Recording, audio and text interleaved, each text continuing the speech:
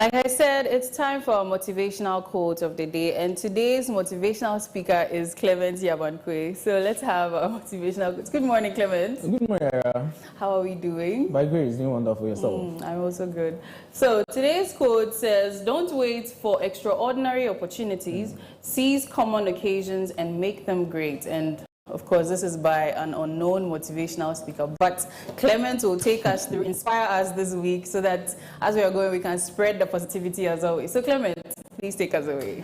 Okay, Ira, so as you rightly said, don't wait for extraordinary opportunities, seize common occasions and make them great. It's unknown, but I think it's by Ira and Clement this morning. So Ira, greatly, people have been waiting for that big opportunity. You want to become the best, let's say, banker, the best politician. That is the kind of opportunity they are waiting for. But in this world, they should get to understand that the opportunity will never come until you make yourself an extraordinary. Extraordinary things. If you're an ordinary person and you meet an extraordinary things, you would not even be able to identify that this particular thing is extraordinary. So before you can take advantage of very advantageous thing, one, you should be advantageous yourself. You should look very extraordinary. How do you do that? You need to prepare all the time. You need to always stay positive. You need to always put at back of mind that no matter the situation that I confront, be able to make the situation very great in life. You see, I know this morning people are thinking of what they will eat as breakfast, even as what Mimi will be talking about in the lifestyle segment. But maybe you don't have breakfast. Just put at the back of your mind that even though I don't know what I'm going to eat, but I'm ready to take in anything that comes my way. That is what you're trying to tell viewers this morning. Even though you don't know what is ahead of you, but you're trying to take up advantage of whatever you meet in life. Most of us, where we find ourselves is a new place. But because we position ourselves in the right place, whenever it comes, you grab it and you carry forward. So I want to tell viewers this morning that they should position themselves very well and take advantage of any opportunity that comes their way, because the small thing they will do would make that opportunity an extraordinary thing. Wow, that was amazing. So Clement says we should seize the day, carpe diem, as you heard from him. And I hope this inspires you. You can share with your friends. And you can also share some of your most inspiring quotes with us. Maybe it will stand a chance of winning motivational quotes for the day one of these days. You never know, you could be lucky. Next is our online news review, and I'll tell you about the twist when we come back.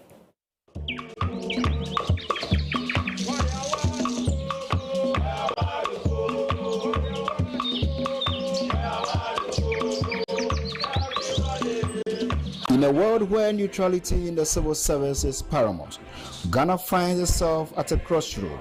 Clause says that a certain action should be taken, but government has to act on the basis of law. So we inquired as to what the premise for that demand is. They say if you wish to broadcast or otherwise manifest your political allegiance or run political office, step away from the services. This is Supreme Court talking. It's not Closak speaking or Isaac Wampado speaking. This is the Supreme Court. The Supreme Court judgment on the landmark case of Closak versus the Attorney General has set the stage for a profound transformation.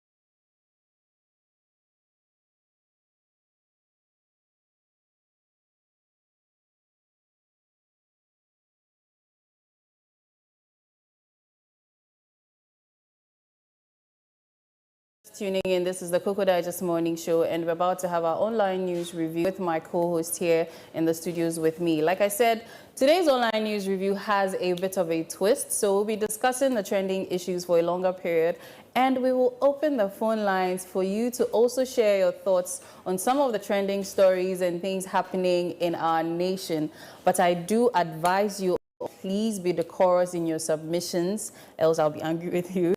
And of course, if you have anything happening in and around your neighborhood or around you, you can also share that. So I will do well to inform you just when the phone lines are open. But for now, you can send in your comments to our WhatsApp number displayed on screens or to our Facebook and YouTube live stream. So let's get right into the trending news for today. So good morning. Good morning. How are we doing? It's a new week. How are we feeling? Motivational speaker. Today you motivated us, so motivate us one light one again. Era, I'm feeling good because we are in the mood of celebrating Easter, and it's a very important moment for Christians and for believers, because it actually reminds us of how we were brought up from the place of slavery to a place of total liberation and total freedom. So I'm so much excited. I can't wait to celebrate this season. And I'm preparing to go to Takrady to celebrate this Easter, because we need to have so much to do with a family gathering, to remind them that even before the death of Christ, Jesus Christ had communion with his disciples. So we need to do that. Wow, that's amazing. Okay, so well, for me, I think Clement has mentioned Easter, and when we talk about Easter, we cannot leave the impact Jesus Christ has on all of us, or all Christians. And speaking on impact, I think over the weekend, I got the opportunity to attend 2 events. The first one, which was our producer's mother's funeral, where we joined her in grieving her mother, and then the second one had to do with Apostle Theophilus Jeffrey's book launch and his birthday celebration. I'm talking about impact because I realized that with both events, if the 2 individuals did not make any significant impact in the lives of people, I don't think we would have, in quote unquote, wasted our time to go there and either cry with them or, rejoice with them. So I think this season is a time where Christians will reflect on the impact Jesus Christ had on us or has on us, and what we intend to do for our communities as well, because at the end of the day, we all need each other. Sure. Yeah, so based on, the impact issue, I don't always agree, because as human beings, even before you make impact in anybody's lives, you have your community that loves you regardless. Yeah. So just as we are all here, it does not really matter if anyone made any impact. It's just based on the love, the familial love we have for one another. Like Yaira, we are Ghanaians. You can be in the community and then you don't greet people. Something happens to you. What will people say? But girl no on Chiani, she has people around her that will still come through for her. Obviously. So Mimi, impact is not only about contributing significantly in the life of people. Yara made mention the aspect of love. Alone is an impact you can show on people. Just love. Just seeing someone smiling alone. You don't know the kind of impact you've made on the life of that person. So it's not about doing something so big like this Easter. It's all about love. Yes, so let's show the love in a very small way. You can just a handshake to Mimi. It impacts me. Yes. Thank you so much. So let's go into the trending stories. What is trending? What has been trending over the weekend? I think I will start with it happened yesterday. You see, there's still Constitutional Committee review, and yesterday they met at Aliza Hotel, and the person of the former Auditor General, that is Mr. Domlevo, appeared before the committee, and he made 1 or 2 submissions, and it's in relation to the declaration of assets by appointees, government appointees.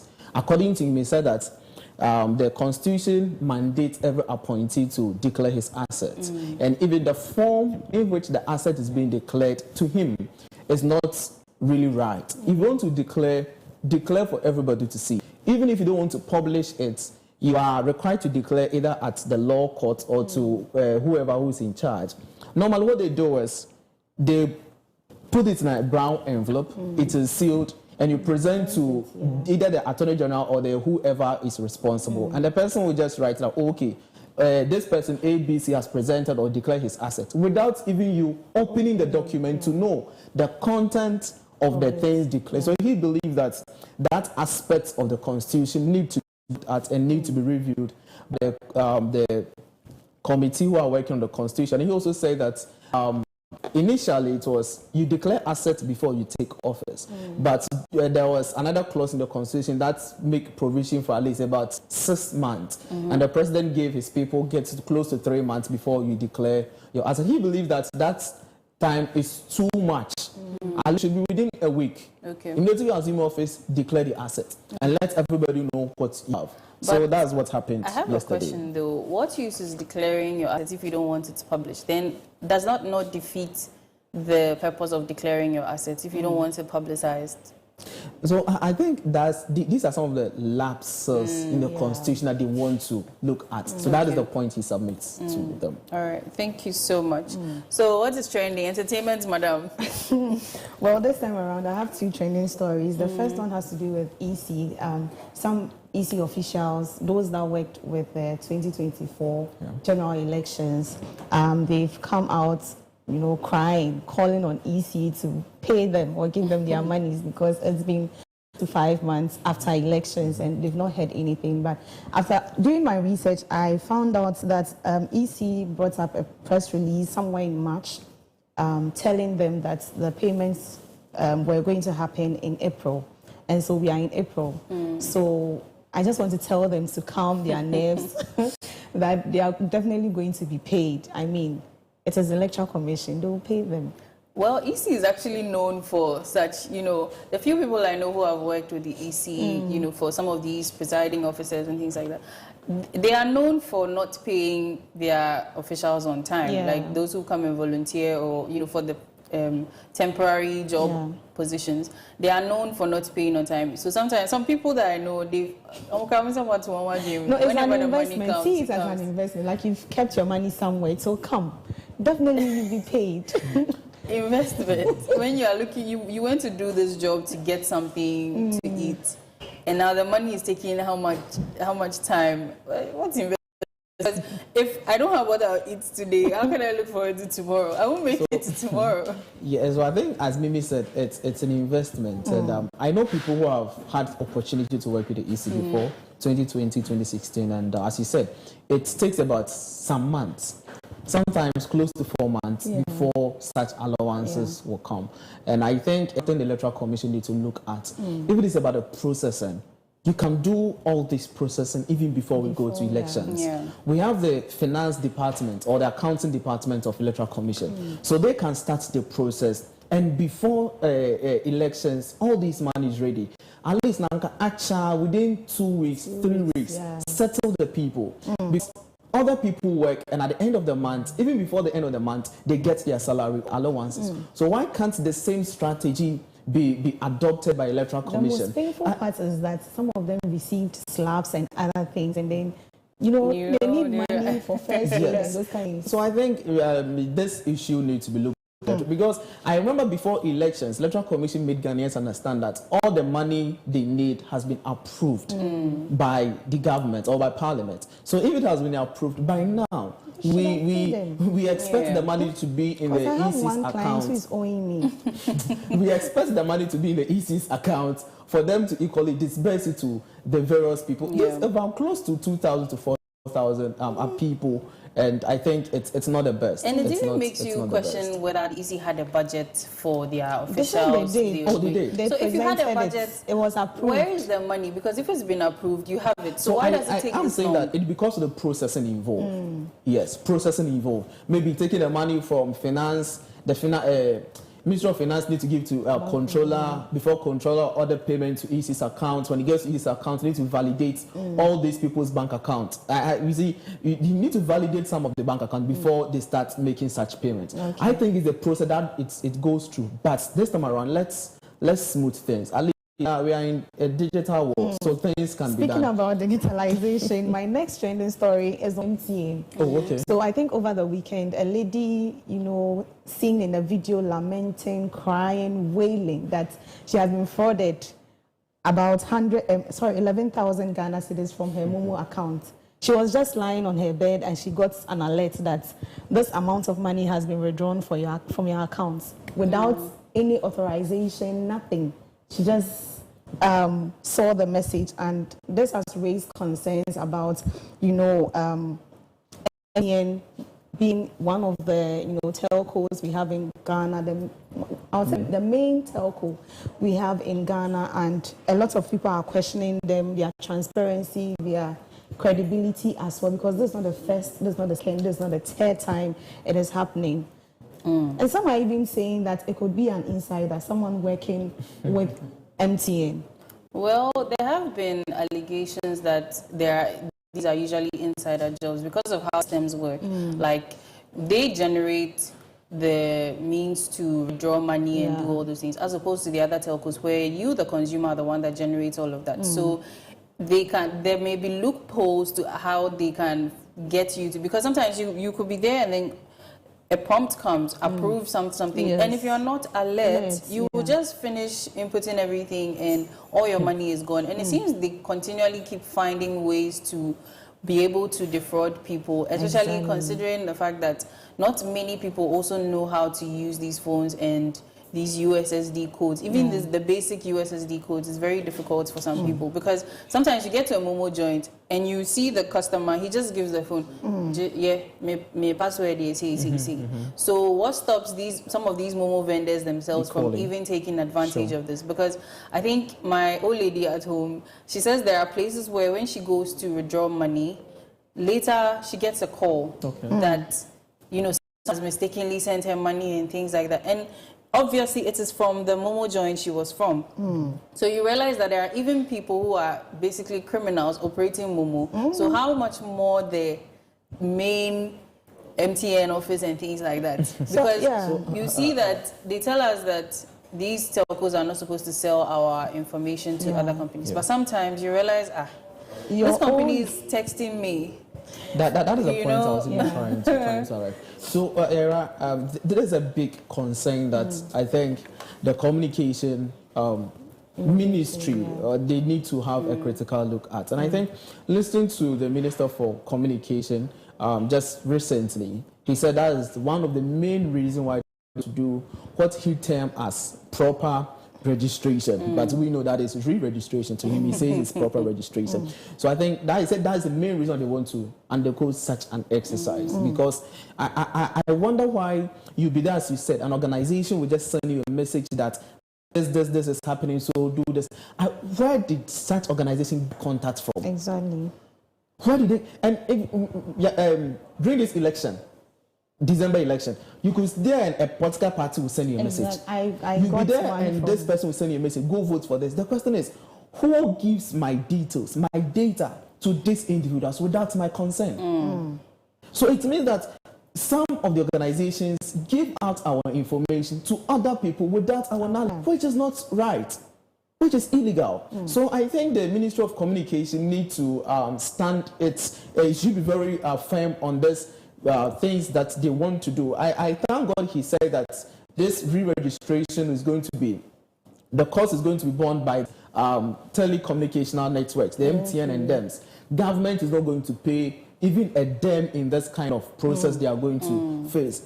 And Mimi, as he said, the scamming thing has become very common. Seriously? Very, very common. You'll be there and someone will just call you, there's this kind I've done wrong transactions, so can you go through? If you're not careful, if you're not so smart enough, by the time you realize. With new strategies. And so my concern has to do with the 1 million coders program the Minister of Communication is bringing on board. I mean, it is a flagship program that intends to train a lot of people in digital skills. But how sure are we that these people are going to solve the problems we are facing. I feel sometimes the trainings we give out there do not solve the problems we have. I don't know if you get what I'm saying. We are training people, but we don't strategically train them to solve particular problems in societies. So I think the minister needs to look into this issue, and then if the training alone can be geared towards training them on how to fight fraudulent activities, digital transactions and other things, that will help a lot of us, because the other time, even the president himself, his accounts got hacked. Yes. The president himself. So how much more? Have you realized this issue is mainly on MTN? We don't have this happening with Telecel and Airtel Tigo. This is not to compare telecommunications networks or put them against each other, but this is what's happening. And I think, like I said, some of the ways we operate is why, because with these other networks, you are the one who has to generate everything. You have to issue the command. But that somebody from MTN can just decide, I like this number, it's not even like that. Something he has a lot of money in his account. Because and even they have access to all these things. So, yes, they do. Yes. So I think maybe MTN needs to review that process. It may take a while, or it may not take that long. But if they could adopt the same, processes that the telecommunications networks use, maybe it could reduce the problem. But then also, considering they already have...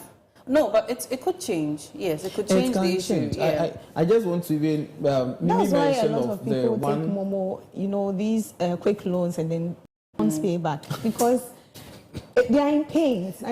Mimi, I think let them just mention of the 1 million coders. And if probably it's going to solve our problem. Let me just take viewers through the courses of this coders. One, it is about certified cybersecurity professional.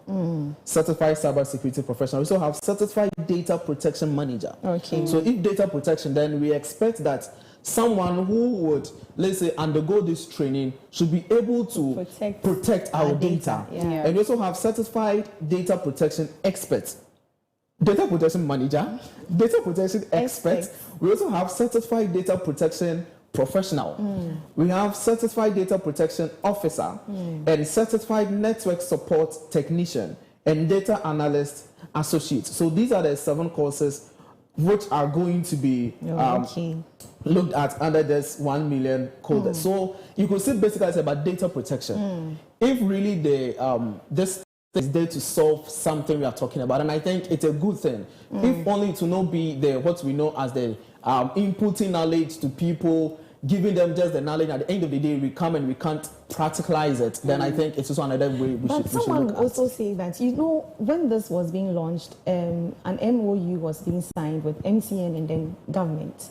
And someone would say, is it not that MTN is creating the problem and then government, has to find solutions to the problems they are creating? Because at the end of the day, we'll come back to MTN.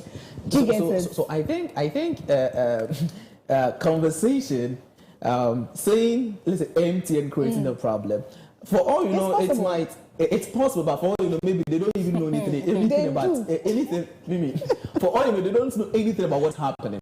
You see, sometimes you'll be there and someone can even use your information to lure other people or dupe other people without your knowledge. But when people are accusing, they will accuse you wrongly. That could be that MTN might also be suffering from issues like saying that they are not. I'm saying that could be. They need to look into it, so as you are saying, their credibility and everything very well. And so because they should change this, and let's see, because the Momo vendors have a certain kind of app or something where they use for that, and to have that kind of power, I mean, look at what's happening. So if we change it to what Telecel and Airtel Tigo use, then it reduces the risk. So now we are the ones who in whose hands the power lies, as opposed to the other way. Then maybe we can move from there. Then the issue of using someone else's details. Then it comes back to the registration thing that people are using one Ghana card or one NHIS card to register about 10 different SIM cards and things like that. So then that is where that issue can also be checked, because we have to start from somewhere. And this cannot continue. MTN has been accused of this for years. you know, and it seems they are just getting better and better. Fortunately for that's the painful truth. Yeah. So I think we would hear more from MTN, not even MTN alone, but all the networks that we also need to be vigilant, at least on our part. Exactly, we also need to be very vigilant. When someone calls you and we want you to do some transaction, you know you are not one person who started the process, so why should you even approve the first place? I always say, stop keeping huge sums of money on your. Where should we keep it? Put it in your room or under your pillow. Just put them on any day, and I'm Robert's Yo, they are monitoring you. I think you're right. Let's move on. If you check 50 cities. Wait.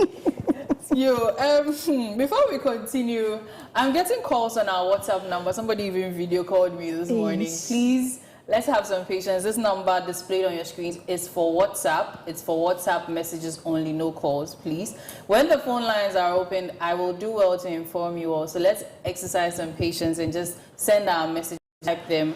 We don't accept voice notes also, so please just send messages and I'll read them. So we have a few comments here. So this one is from Nikwe in Ablekuma. He says, good morning to your lovely team. You guys look so amazing. Thank you so much. And this one says, good morning, Miss Yaira. When it comes to these political parties getting your data, some voters unknowingly or knowingly wrote or gave out numbers during the voter re-registration exercise at the various polling stations to these political party agencies stationed there. Thank you so much for your contribution. So yes, I remember even when our cybersecurity analyst came some time back, he was also telling us that sometimes when you go for these events and you write your name to these are also ways that people get your information. So yes, let's move to the. I just said no video calls, please, Mr. Koko 7395. Please send a message. Don't call via video either. Thank you so much.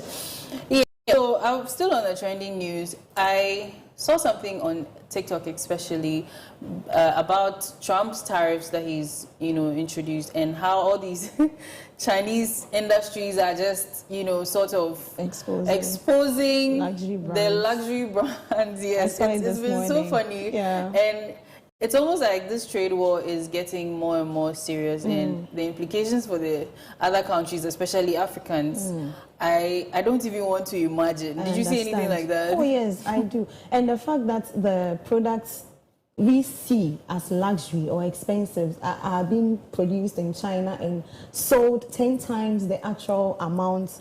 I mean, that's unfair. It's profit and loss. Oh, I mean, 10 times.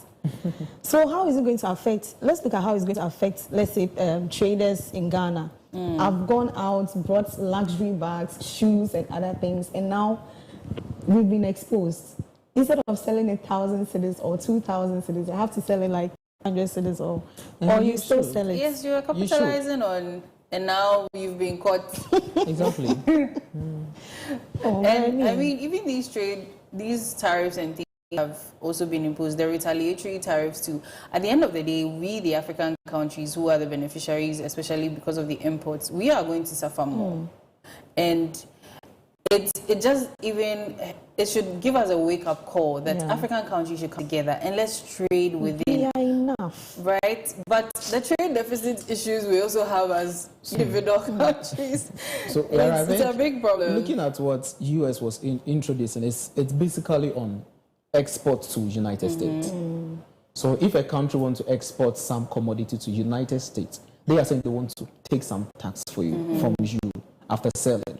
And I think government of Ghana is negotiating with the US to see some exemptions given to some of our export products like cocoa, like gold, those kind of key things that we do export, so that we will not see or feel the impact on this. Because if, as we are exporting close to $1 billion United States dollars, and the government of US is taking probably 10% of it, which is huge amount of money. That money can use to solve a problem in the country. So I think they are in the negotiation, and we are believing that they would agree to the proposal that the government of Ghana is making. So let's just wait and see how it will turn out. We are all wearing China-made boots. No bluffing. Don't come and bluff on me. Well, let's go quickly into your digitalized newspapers then. Then we go to the online news and open our phone lines for, please, like I said, don't call. I just gave this this request that lets us not call this number. It is a WhatsApp number. Send a message. Do not call, please. So, Thank you. they should tell you that viewers are so much interested in what we are doing, but they should exercise patience, and the phone line will be open shortly. So, I have a graphic business with me here, and on the front page, there is a very shocking news. It said Daman mine shuts down. Fate of 1,700 workers hangs in balance. And Daman mine is owned by the Goldfield. Okay. And they are about to shut down by the close of Friday. The reason is Daman is at Takwa, around Takwa, Bogo, so the western region. And the reason is that their lease has expired. And they've applied to the Minerals Commission for extension of lease. According to Minerals Commission, they say that when they submitted their proposal for extension of lease, they didn't include certain key things that they need to. The program for their activities was supposed to be included in that very document they submitted. They didn't do that. They were equally supposed to add some legal things that they were required, and also they didn't do that. So they look at that very institution, that very company, to take Ghanaians for a ride. So they are saying that this time around they are going very hard. That if you don't provide what is required of you by the law, according to Minerals Commission standard, they will not give you any access to mine our gold this time around. So if they've given them up to Friday, if by Friday they don't respond appropriately, then Goldfield should pack their things from the Daman mining site and leave that place. But the question is, close to 1,400 people are going to lose their job. So what are we going to do? And I believe one way or the other, the Minerals Commission would find a way. It's either they might end up leasing it to a different company, or they themselves would find a way to compensate or handle this very people who are going to be affected. But a statement from Goldfield also states that they are engaging government, and they believe that by Friday, the right thing will be done. And they believe they will get the Daman mine back again to the Goldfield. And they will work. So workers should exercise patience. In the first place in submitting what they needed to for the lease? Why did they leave out certain key things and then now they are facing the repercussions? We are yet to get explanation from them. It's always because we are hasty to, take decisions and other things, because when we see that people are interested in something we have, we don't really take our time in, allowing them to examine some of the things. We just give it out and then later we face the repercussions. So it's a typical behavior of Ghanaians. Wow. So I think we are resetting the country, and as we said, we are building the country once. So such wrongdoings need to be corrected. Assuming if it was done previously in that manner, this time around, government says you don't want to see that thing again. So in a as government is trying to reset other institutions and other organizations, and in as much as even Clocksack is resetting the whole civil service, I still believe that citizens, let's reset ourselves. Sanitation issue is a problem. I think we will come to that issue because yesterday in the news outlets realized that the Committee on Sanitation from Parliament visited so many municipal assemblies. Let's reset ourselves. We can solve this issue, but and we start crying on government. Yeah, resetting. So someone has a question here. This is from Richie Photos. Good morning. Why are Ghanaians now appreciating Burkina Faso president? Does this show that military rule is better than democratic rule? Please no. Thank you for your question, but there is more to this. Is a multifaceted issue. Exactly. Yes, exactly. There are certain things you can pick up from various regimes and then inculcate into whatever you're practicing, but that does not mean one is better than the other. So for today, we won't discuss. Thank you, though, for your contribution. So, yes, Mimi, what do you have for us on your digitalized newspaper? No, of course. So, as usual, I have the daily graphic with me, and today on the front page of today's paper, we are seeing something like scholarship scheme overhauled. So new bill to go before Parliament soon. And we are seeing the Minister of Education's picture over there. So let me read a bit of it and then. So a new scholarship bill to be known as the Ghana Scholarship Authority Bill will be laid before Parliament when it reconvenes as government takes drastic measures to restructure the current scholarship secretariat. The Minister of Education, Haruna Idrisu, who announced this in Accra, said the new bill would prevent cronyism and nepotism and provide scholarships to those who truly deserve them. So we are still resetting the country, we are resetting our education now. I like the fact that attention is being taken or given to where it truly deserves, because we have seen a lot of students fall victim of this scholarship in previous governments where it was given to those who did not truly deserve them. So I think deserve is a strong word. Need. Alleged. Exactly. Yeah, because this is a social intervention policy that every country needs, right? Because there are people who are brilliant but needy. But we seem to have mainly the wealthy people rather hijacking this. Because I think I've even heard stories of people, you go to the scholarship secretariat and you're rather required to bring about 50K. If I had 50K, would I need that scholarship? That's those middlemen people, not really from the secretariat. Yeah.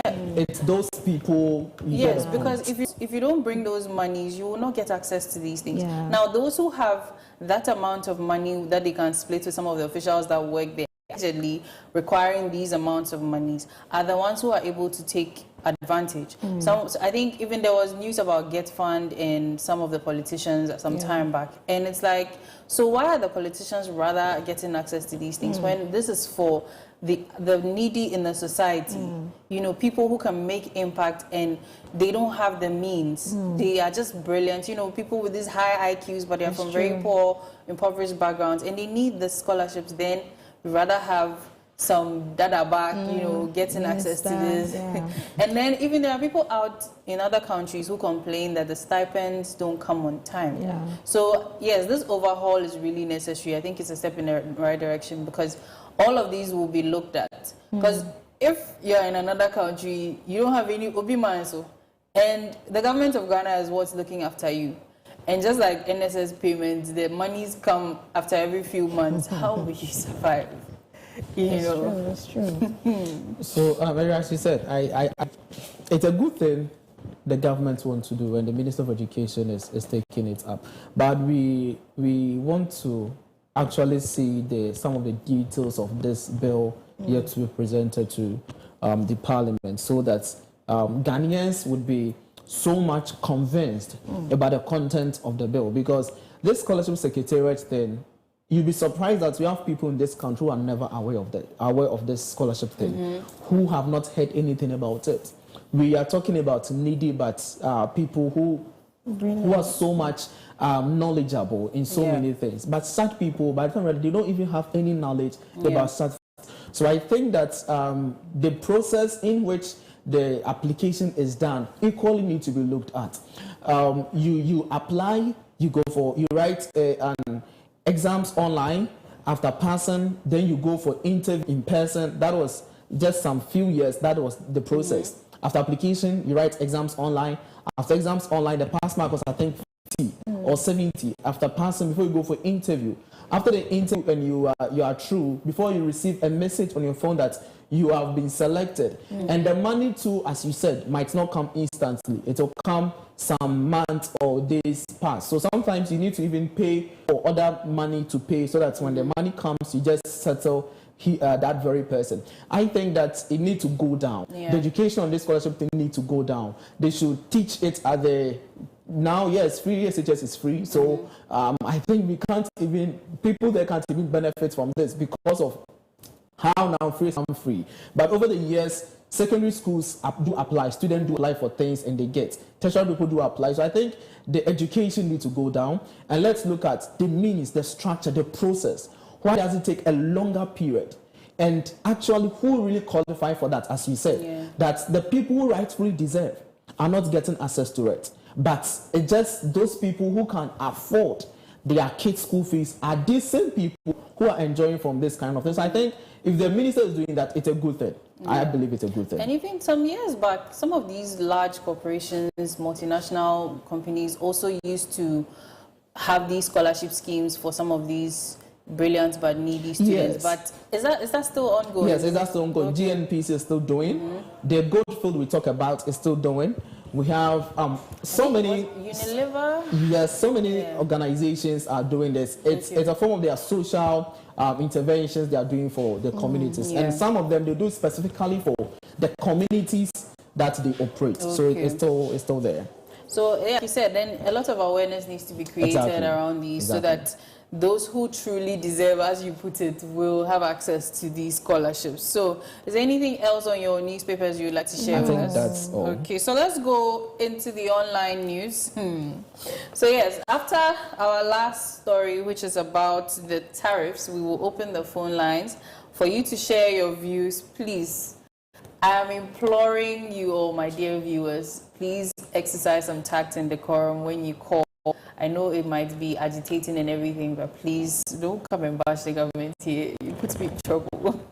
So let's go. First story. As Roads Minister unveils Tamale Outer Ring Road project to boost northern development. And this one says, the Minister for Roads and Highways, Kwame Agboja, has revealed that the President, which is John Dramani Mahama, is considering a new infrastructure initiative dubbed the Tamale Outer Ring Road project. The project, if approved, aims to alleviate traffic congestion and improve transportation efficiency and stimulate economic activity in Tamale and the surrounding areas. During a courtesy visit to the Gbewa Palace to meet with the Overlord of Dagbon, Yana Abukari II, Honorable Agboja stated that the Tamale Outer Ring Road project aligns with the President's broader vision of developing sustainable and transformative road infrastructure throughout the country. Interesting days ahead.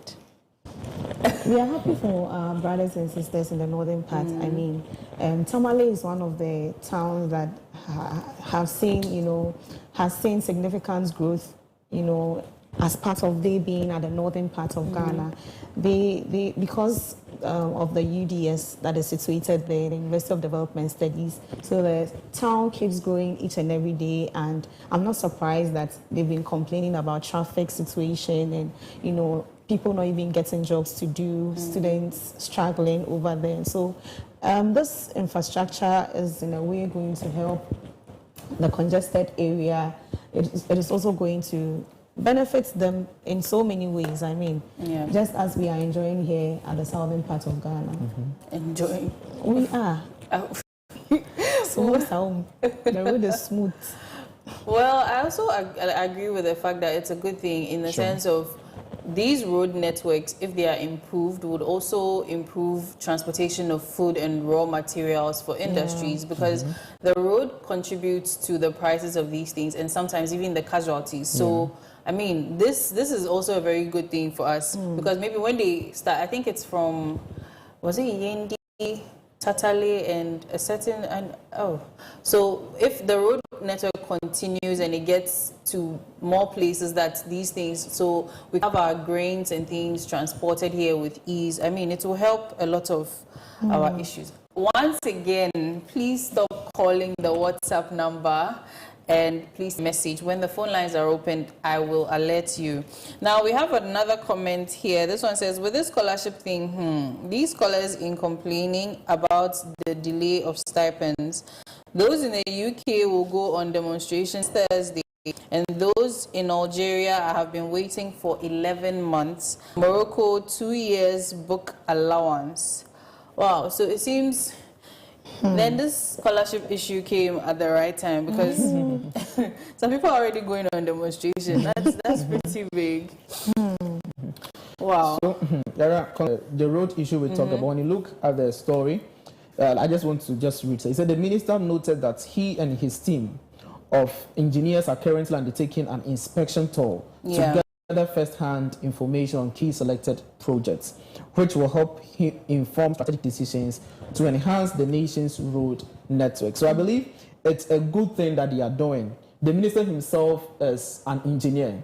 So if they are doing this, then he understands the work. I thank God that this time we could see all ministers, wherever they are, it's like they have the practical know-how. Exactly. They have the knowledge too. So they undertaking certain projects become so easy. They are not now to bring in technical people from ABC, but they themselves understand whatever they are doing. So if they're able to construct the road as they have communicated, I think it's going to boost economic activity. That is what I'm so much interested, because road is a means of transport, and if road is bad, economic activity slows down. Assuming if they engage in the production of, we know from the northern parts they do more of the grains and all this kind of thing. So after harvesting all these things and they are unable to transport it to the southern parts of the country, the things will be the foodstuffs will be left there, and care is not taken. It will go bad. So I think it's a good thing, but it shouldn't keep long. The project shouldn't keep long. They should just look for means to fast track this project, like how other projects have kept long. This weekend, as my sister said, the Insawam Road, and you could see it's yes. Remind them that in fast tracking these projects, they shouldn't do it haphazardly, and then after a few years, potholes start developing, returning to trenches. But I mean, one thing I also like to add is the fact that this project shouldn't just be limited to Tamale. It should spread. You know, when you're comparing constructions and infrastructure from south and then north, or between south and north, you see that the southern part looks a bit developed compared to the northern parts, and so it is causing urbanization all over the southern parts. And so if the northern parts can also have these kind of constructions, development, infrastructure going on, you know, just as it is happening here, I think it is going to break that urbanization issue. Sure.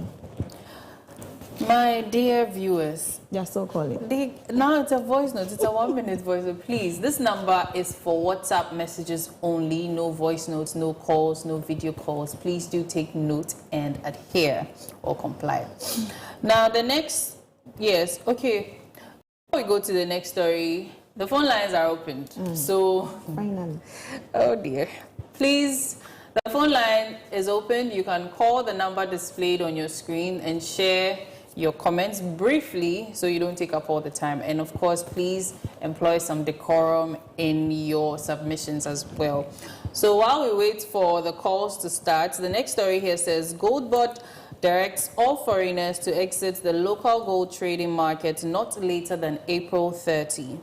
So the Ghana Gold Board has announced that to the public that in accordance with the Ghana Gold Board Act 1140 of 2025, which was passed by Parliament on March 29, 2025 and signed by the President on April 2, 2025, all licenses previously issued by the Precious Minerals Marketing Company or the Ministry of Mines to individuals or entities other than large-scale mining companies to trade in gold are no longer valid. Now, the Ghana Gold Board has stated that it is now the exclusive buyer, seller, assayer, and exporter of all gold processed by the licensed artisanal and small-scale mining sector. Therefore, a statement released on Monday, April 14, declared that no entity other than the Ghana Gold Board is allowed to export ASM gold from Ghana. Congratulations to Ghana in advance. It's a good thing. It's a good thing, and looking at the brain behind the introduction of the Gold Board, it's all about they want to regulate how good activity is done in the country, and like how Koko Board is in existence, and they foresee all activities pertaining to the cocoa sector, including the buying, and the export as a whole. We know when it comes to the Koko Board, we have what we call the PBC. It is state-owned. and they buy cocoa from farmers. Cocoa board can't just go down and buy cocoa from farmers. So their agency or a state-owned known as the PBC, they buy cocoa from all these farmers. And at the end of the day, okay. So we have a caller on the line. Hello, good morning, Yeboah. Thank you for calling. Hello? Hello? Hello, good morning. Good morning, Yeboah. Thank you for calling the Koko Digest Morning Show. Thank you. The road in Tamale. Yeah, good morning. Yes, I can hear you. Yeah, I want to talk about the road in Tamale. Okay, briefly in 1 minute. Yes, the road in Tamale was made purposely for motor vehicles. Looking at the road, it's very small compared to other roads. So as the minister said, it comes to expand the road. I think it would be better for us here. All right. Thank you. Thank you so much for your contribution. We are most grateful. So yeah, as I was saying, like how cocoa board is next, that is how gold board also want to function. And when you listen, I have listened carefully to the managing director, the acting managing director, that is in the person of Sammy Jemfi, and he has made a lot of concern that smuggling of gold from country to other parts of the country is causing the government a lot. And the finance minister made us understand that in a year we lose close to $2 billion United States dollars in gold smuggling. We lose that $2 billion States dollars, and $2 billion, the money we went for IMF is $3 billion. So we are losing $2 billion annually, and we went for a loan from a bailout from IMF, which is $3 billion. It means that within 2 years we can even raise $4 billion, which is more than the IMF money. So if they're going to regulate it, it should have come clean on how the regulation is going to be done. Yes, we want to take away foreigners from the sector of buying gold. Why are you taking the foreigners away? They are saying that foreigners who are in the trading of gold are basically the Chinese and the Indian. And they buy or trade in dollars. So they trade in dollars and they send it outside the country. So they end up making the gold purchasing in the country very expensive. They make very expensive. So they are saying that no, this time around, no foreigner is going to trade in gold. If you want to get gold and export, apply to the gold board directly. So you write in application to the gold board, and the gold board will rather give you the gold you want, and you send to the country. But you will not be allowed to trade directly with local dealers. And they also raise a concern that even with the local businesses who equally engage in this kind of gold or trading activity, a time is coming, I think after 29th, they gave a date of April, that is going to expire, and you need to reapply. You need to apply to the gold board, and they will give you the access whether you are going to continue trading in gold or not. And a concern was raised that how will you see to the enforcement of this very thing you are talking about? He said that Gold Board Act, or as you said, which have been passed, that the Act 1140, has given them the authority to even appoint inspectors. They will call it inspectors of the gold board. They're also going to act like the police officers that we have. So they have the right even to walk into the various offices of people if you are engaging in illegal trading of gold, and you'll be arrested and make sure that you'll be prosecuted. So we want to see how our gold industry too would be, because as at last year annually, that was our highest export. Aside cocoa, gold was leading. So if gold was leading, then we should get a lot from gold. So we want to see how this gold board thing will also bring. And considering the fact that they are trying to streamline everything, they shouldn't forget the Galamsey issue, the locals here, because after getting the foreigners out, what about the people here who say this is their bread and butter? So they will also have to deal with them, and then the alleged, influential people who also have their hands in some of these activities, else it will undermine this in the end. But let's go to the next story. So please do keep your comments coming. Please do send in your comments to our WhatsApp now, and you can call the number on your screen and share your thoughts. Again, please employ decorum and tact. Don't call the WhatsApp number. The WhatsApp number is for WhatsApp messages only. Thank you. So the third story says, Mahama launches Feed Ghana program to food insecurity and reduce imports.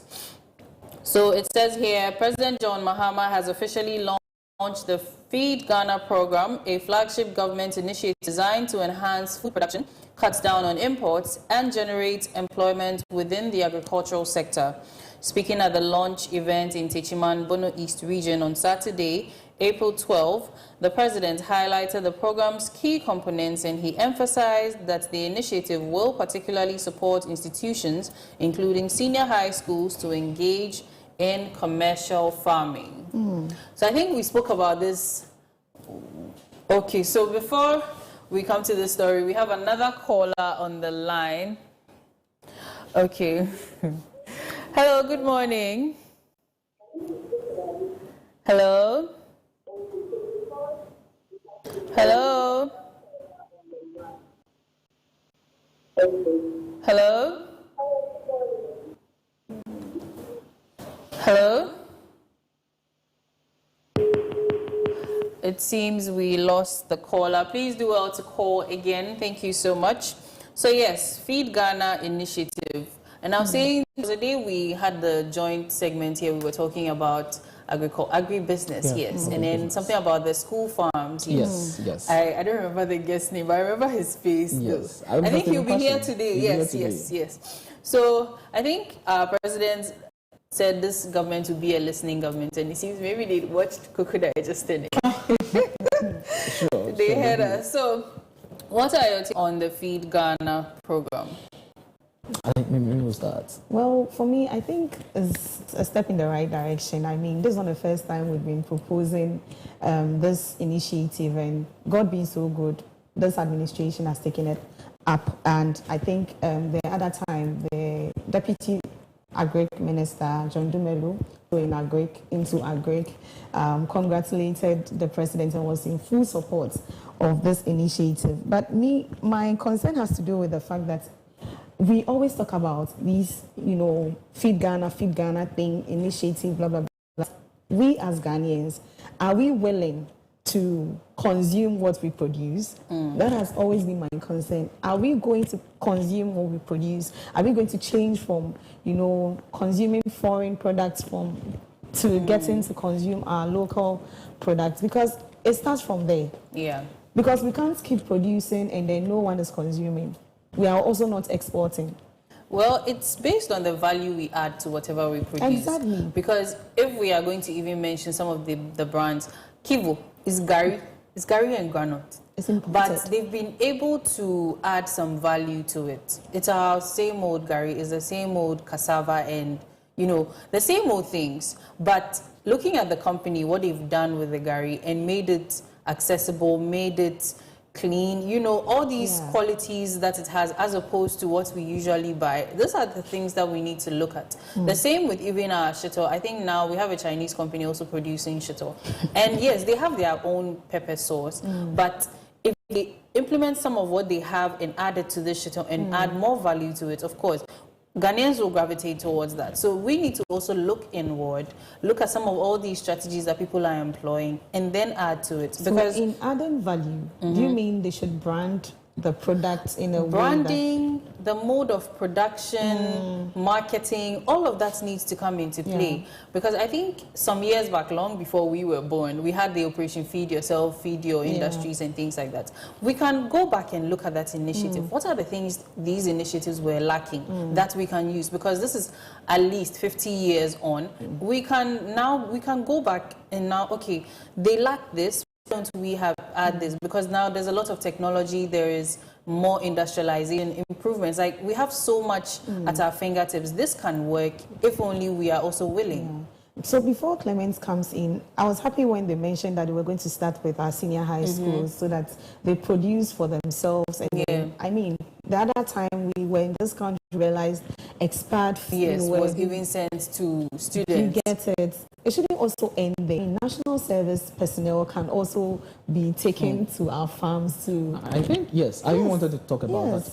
And it's not new because the government has started that.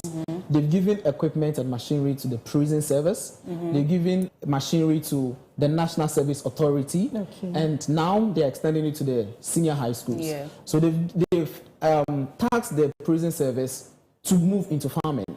They've equally tasked the National Service Authority to move into farming. And the senior high schools, and the president said those people who have land around them, some of them have vast land, they should equally move into farming. So it's either you go into crop production or you just move into poultry or anything. Okay, so we have a caller on the line. Hello, Jerry. Hello, good morning, Jerry. Hello. Hello. Good morning, Jerry. Yeah. So what is your contribution this morning? Yeah, I want to say thank you, good morning, and thank to everyone on the show. And Thank you, too. I want to say that President Mama is doing a very good job, and we need to support him. You rightly said that one of the who said that we need to continue what we eat in Ghana, which is very true, and everybody needs to do that. We believe that is going to be a very good place in the next a year or two. So we want to thank you for thank you to President Mama and the bishops. And we also want to pray. We want to pray and support you for the good job that you're doing.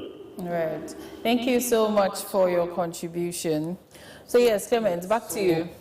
Talking about the Feed Ghana project, it's not basically about just one thing. We have other legs of Feed Ghana project. We have the Great Minister will call it Yeridia, which deals with vegetable projects. He said he wants to venture into onion production, tomatoes, and pepper, because all these things we import from Burkina.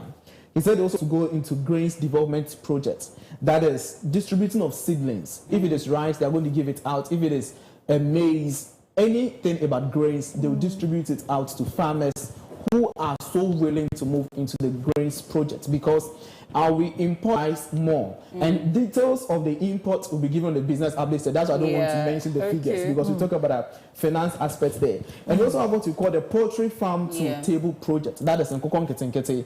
And when you listen to the president, he said that they are going to get close to 50 farmers who will be engaged in this Koko Nkete project, and at the end result is going to have a lot of economic benefits on the country, because we end up importing a lot in poultry. Yara, my concern is about, are they implementing all these things? How are we Ghanaians going to take it up? You mentioned of Operation Feed Yourself over the years, and I think recent government also introduced another one. How did we welcome it? How did Ghanaians receive it? So I think that there should be a way of communicating. The Agric Ministry need to go down, educate us for us to understand. They need for us to go into Feed Ghana project. Is it going to be like the recent one that the government really started with? Clement, the callers are on our neck today, so we will come back to you. Hello, Alfred. Hello, good morning, Alfred. Yeah, good morning. Good morning. So what do you also have to contribute to this conversation? My contribution is based on the Feed the Nation, like the other lady was saying, this thing has been launched, has been only God knows. And like he said, we have a new president, and we believe that he will be able to put action where the West are coming from. And I believe that we, the people, like we are saying, the FHS, the National Service, we don't renew our mind in the who are to make sure this thing manifests and comes into fruition. At the same people who will make sure this thing collapse. We will just be selling these things and be selling cheap to the market. So once it's coming on, then I believe that they must provide security to it, so that it is protected, so that what it is meant for the nation, it shall be fulfilled. Therefore, one person will not be able to steal these things and go and sell that, the crops, the livestock, and go and sell it to feed his family. It's him and his family, and the family. That's the mentality of leadership Ghana. So they need to bring security to it. It's not just implementing it, making sure things there, whatever they are doing, there is security attached to it. Thank you very much. Thank you too. That was very, very insightful. So he actually touched on something I also wanted to talk about, because in the school feeding program, when these foods are sent to the schools, some people pocket some, even all the way to the orphanages where donations are made for the orphans. You know how the caretakers and caregivers steal some of the food. So he has actually even touched on that. So we won't go to, yes, back to you. Okay, so as I was saying, we have other legs of this project, and I was even mentioned the fact that Ghanaians, we need to embrace such thing, and at least everybody should even have either a backyard garden or some kind of fish pond or in something small. Those of us living in Accra, please exempt us. Oh, you can do something small. You can do something small, because the real intention of you doing something small is do something to feed your own self. Because the things we buy on the market, most of them are because of the use of these chemicals and stuff. Within 2 days, you buy cabbage and you see there's water from it. If you don't use it, why? If we end up cultivating it ourselves, go to the farm, our backyard garden ourselves, get it and prepare the food, we get the best nutrition. Some of these cocoyam leaves and whatsoever, some of them spend about 3 days in the market before it gets to final consumers. But when you go to your backyard garden, you just cut it as fresh, you use it. When you go to the village area, that is the kind of lifestyle I think Ghanaians, no matter who you are, you should cultivate the habit of doing something small at your backyard. You know, I still have a concern. I'll be following you. No, I still have a concern too, because what happens after all this cultivation is done? What happens? We have abundance of this food there. What is the mechanism out there? Are they going to provide industries to take all these raw materials? Are the processing industries functioning? Yes, listen to the Minister of Agri, Honorable Eric Koko. He said we have some plants or some factories who are producing less than what they are supposed to do. So believing that bringing all these things, they'll be able to feed the industry. Yes, let them feed it. Let them work.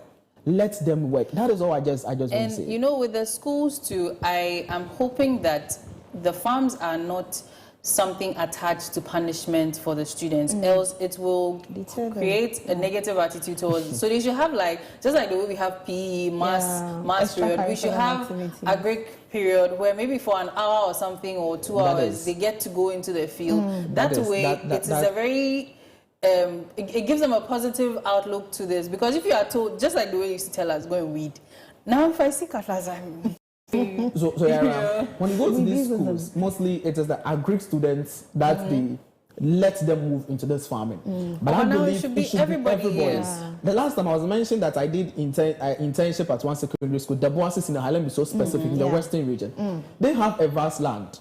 They move into grains, they move into maize. After cultivating the maize, they used to feed the students. Yes, that's what the Boasis in the High do. After the maize, they move into cassava. They harvest all these things. It was still for the students. So this institution, which have vast land, can equally do this. I know another school of Shama Senior High in the Shama constituency. The MP currently is the Minister for Fisheries and Aquaculture. They move into fisheries. What do you call pig farming? Okay. Yes. At the end of them, the term, they kill the pigs and we do enjoy. Yes. It was so nice. Okay, so we have a number of messages here. Let me take them quickly, then we go to the last story. So we have Rose Entertainment. Good morning to you and your team. I'm Charles, watching you from Dubai. Good morning to you too. Then TA says, we will force this government to do the needful in fighting the Galamsey. No more Kokwasa things. Okay. Pardon me. Thank you. Then Rose Entertainment says, I'm so disappointed in the national security. Wallahi. Hey. Okay. We have D&J Venture says, proud agriculturalist here. We need resources such as motorbikes, fuel allower for effective and efficient service delivery and agri-quarters at some eligible communities.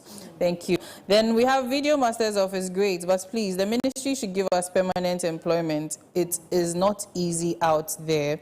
Stage Africa says, my president, His Excellency John Dramani Mahama, and the Agric Minister, Honorable Eric Opoku, I'm glad over the weekend you launched the Feed Ghana project. I must say, it is a good project which, well done, will solve major economic challenges in our economy.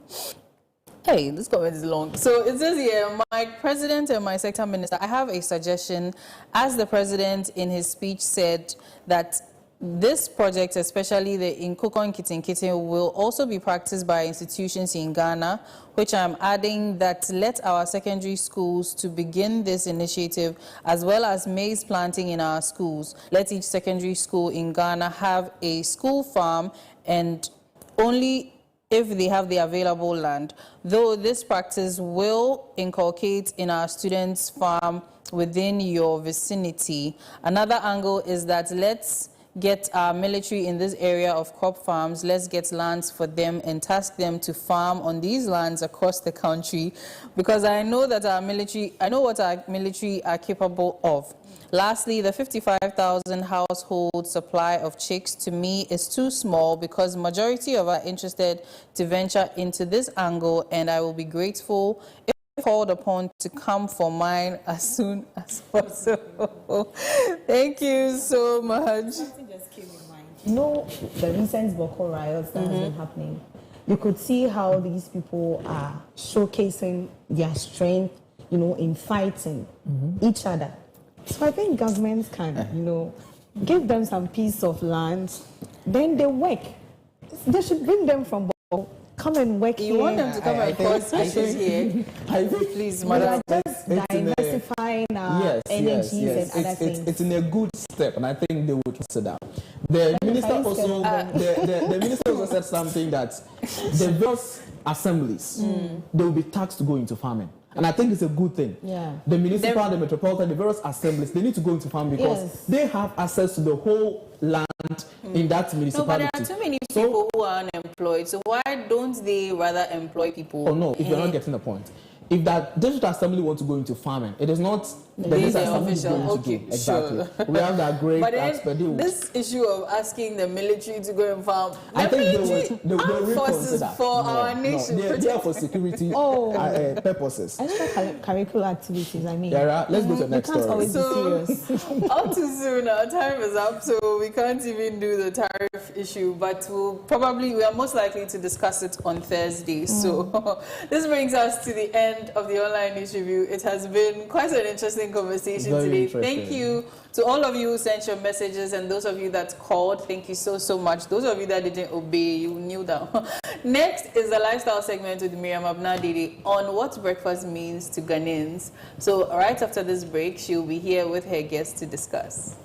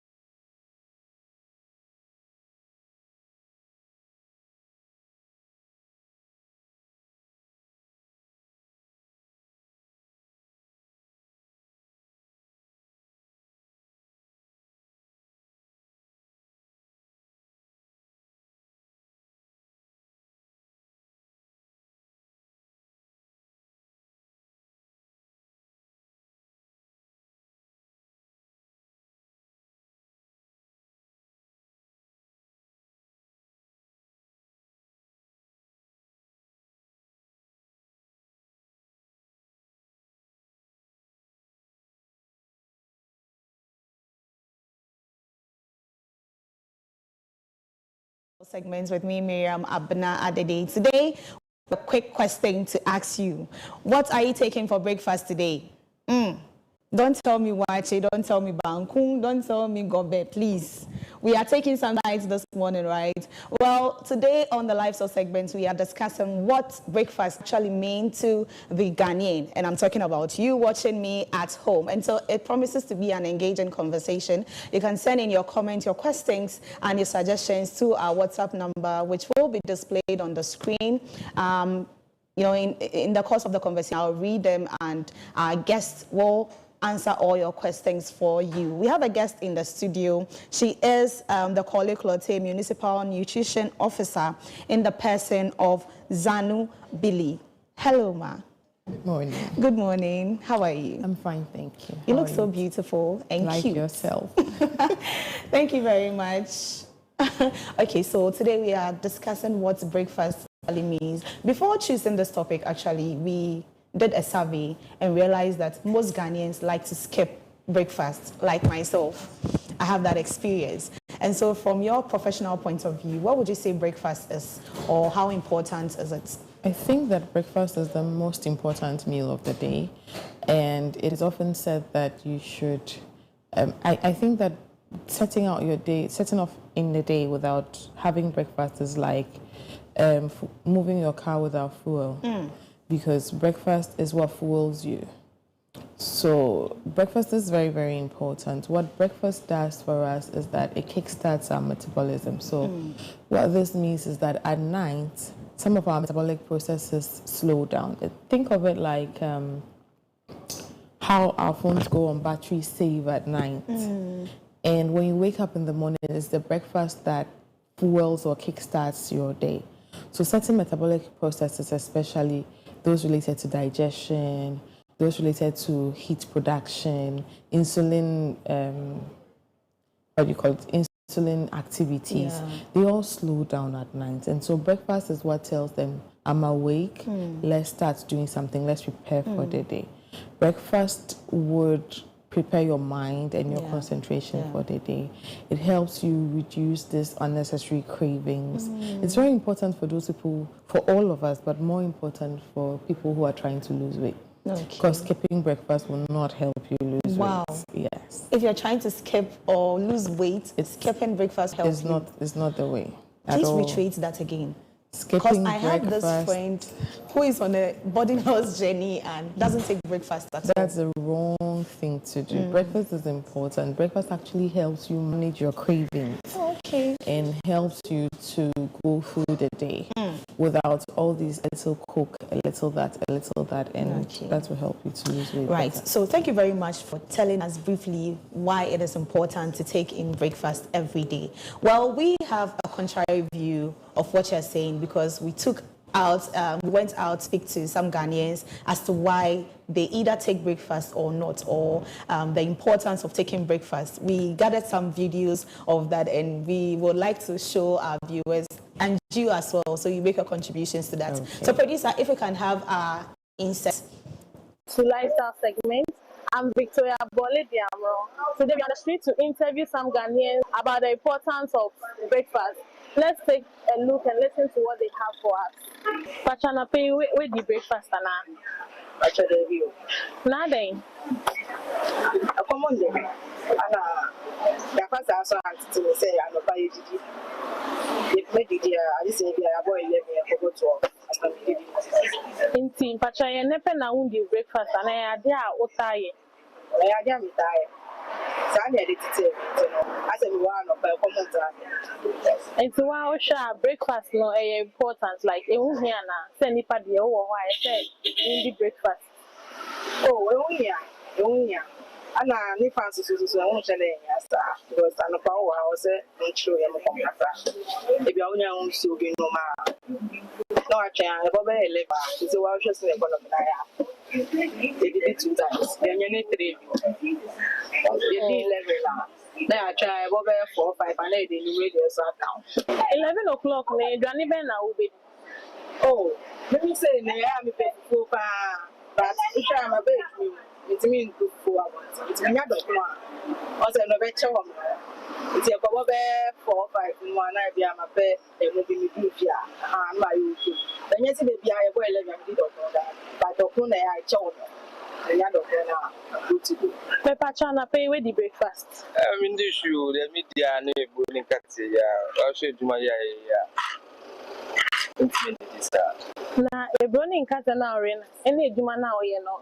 It's okay. Oh, a new Mammy Saba, Benedict, Semidins in about 1 day. Before me, you see the same moon, Kokobi and I say, you have a baby.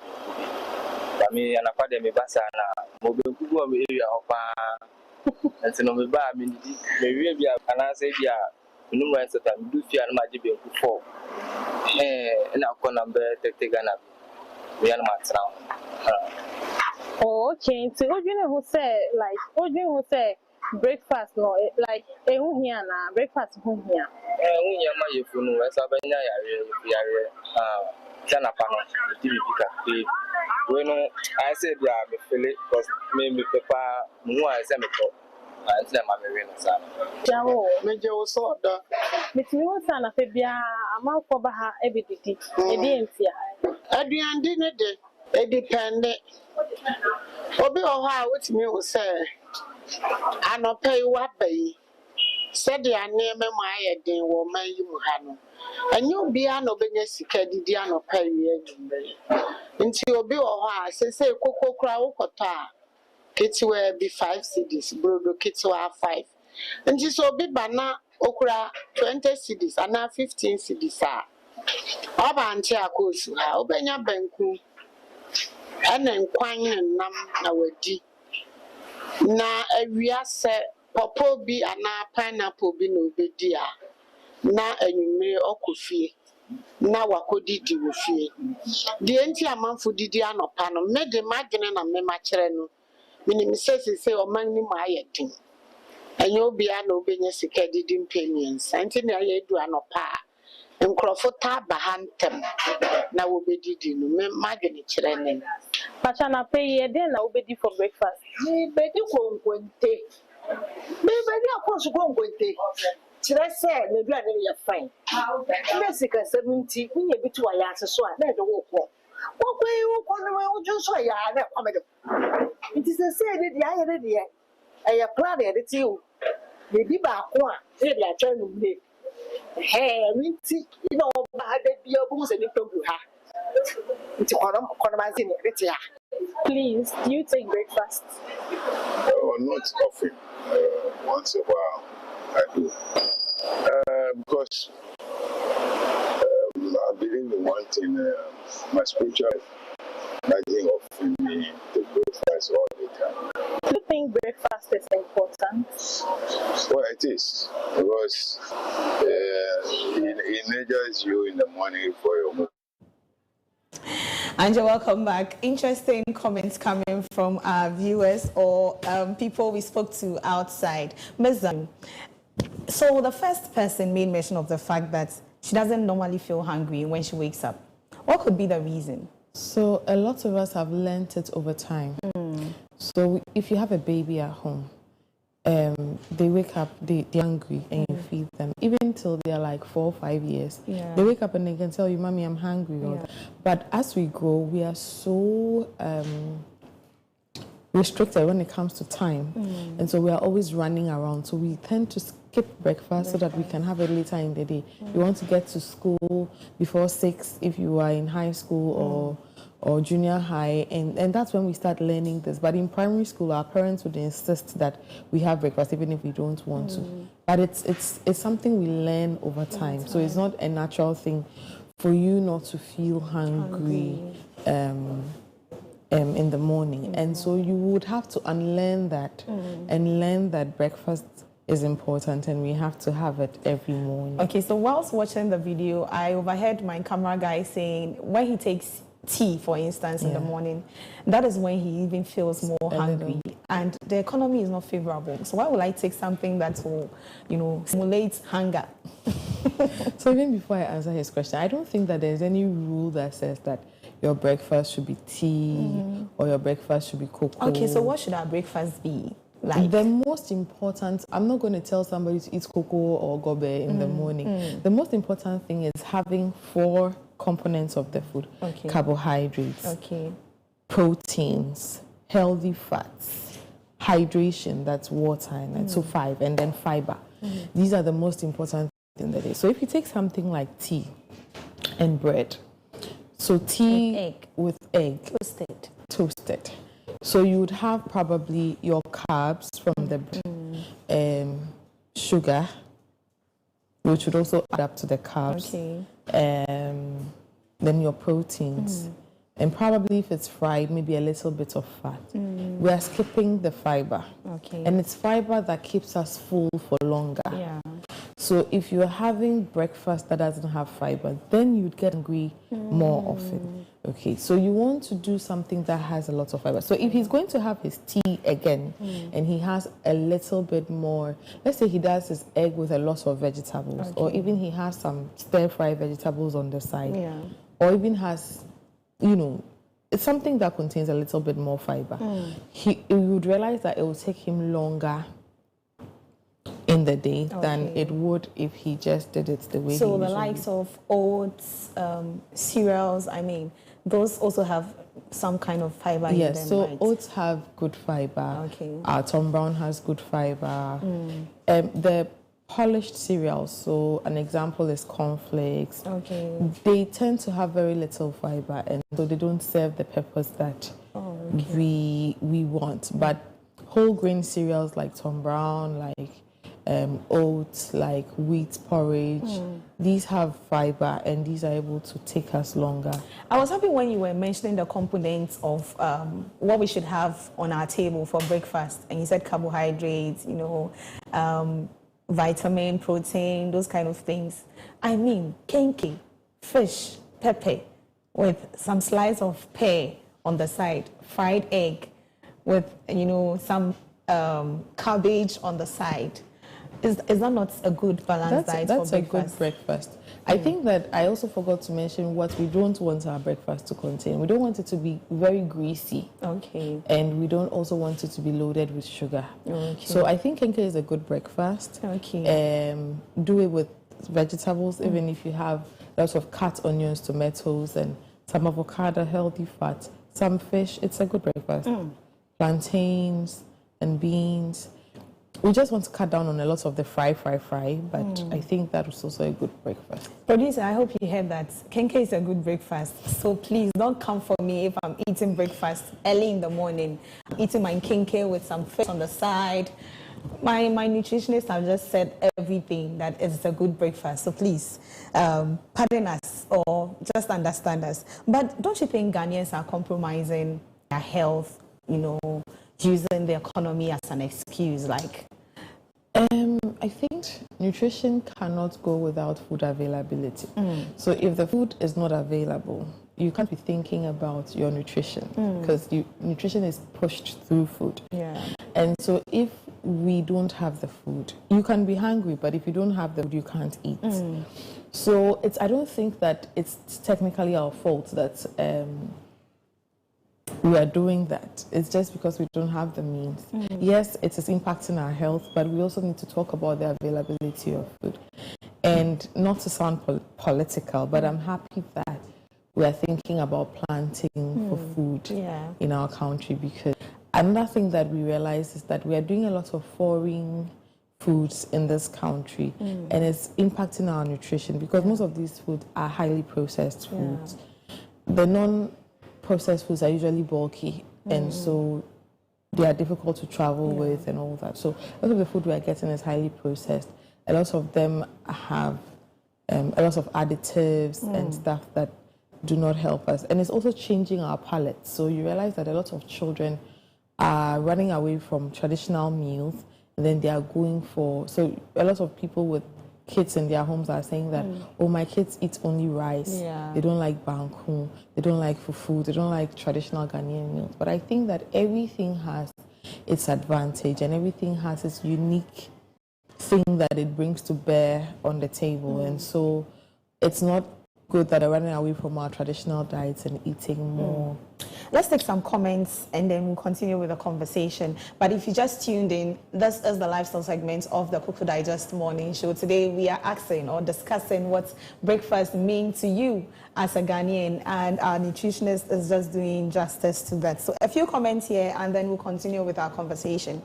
So mine is gakenke, very soft one with hot pepper and some shito with red fish and pear, avocado, as well as fried egg. Yummy. This is Sewa from Ashaman. Hey. So Sewa, we are twinning. So this person also says, actual sense, breakfast is supposed to be rice, wache, beans, spaghetti, lunch, banku, fufu, yam, konkonte, supper, tea, porridge, wheat, oats, Tom Brown. Instead, we eat heavy in the morning and the food doesn't get to digest well and we go to bed. Hence, the many health issues we are facing today. Do you agree with this? The person has summarized something I was going to say. Oh, okay. We have a saying that breakfast should be eating like a king. Okay. So you should have a lot of variety. Okay. And it should be like more. And then lunch like a prince. You know, the prince is not as privileged as the king. So a little bit less. Okay. And then supper like a pauper. Supper is just supposed to fill you so that you don't have hunger pants in the night, but it's not supposed to be a heavy meal. You are going to sleep, and like I said, metabolism slows down. So the person is very right.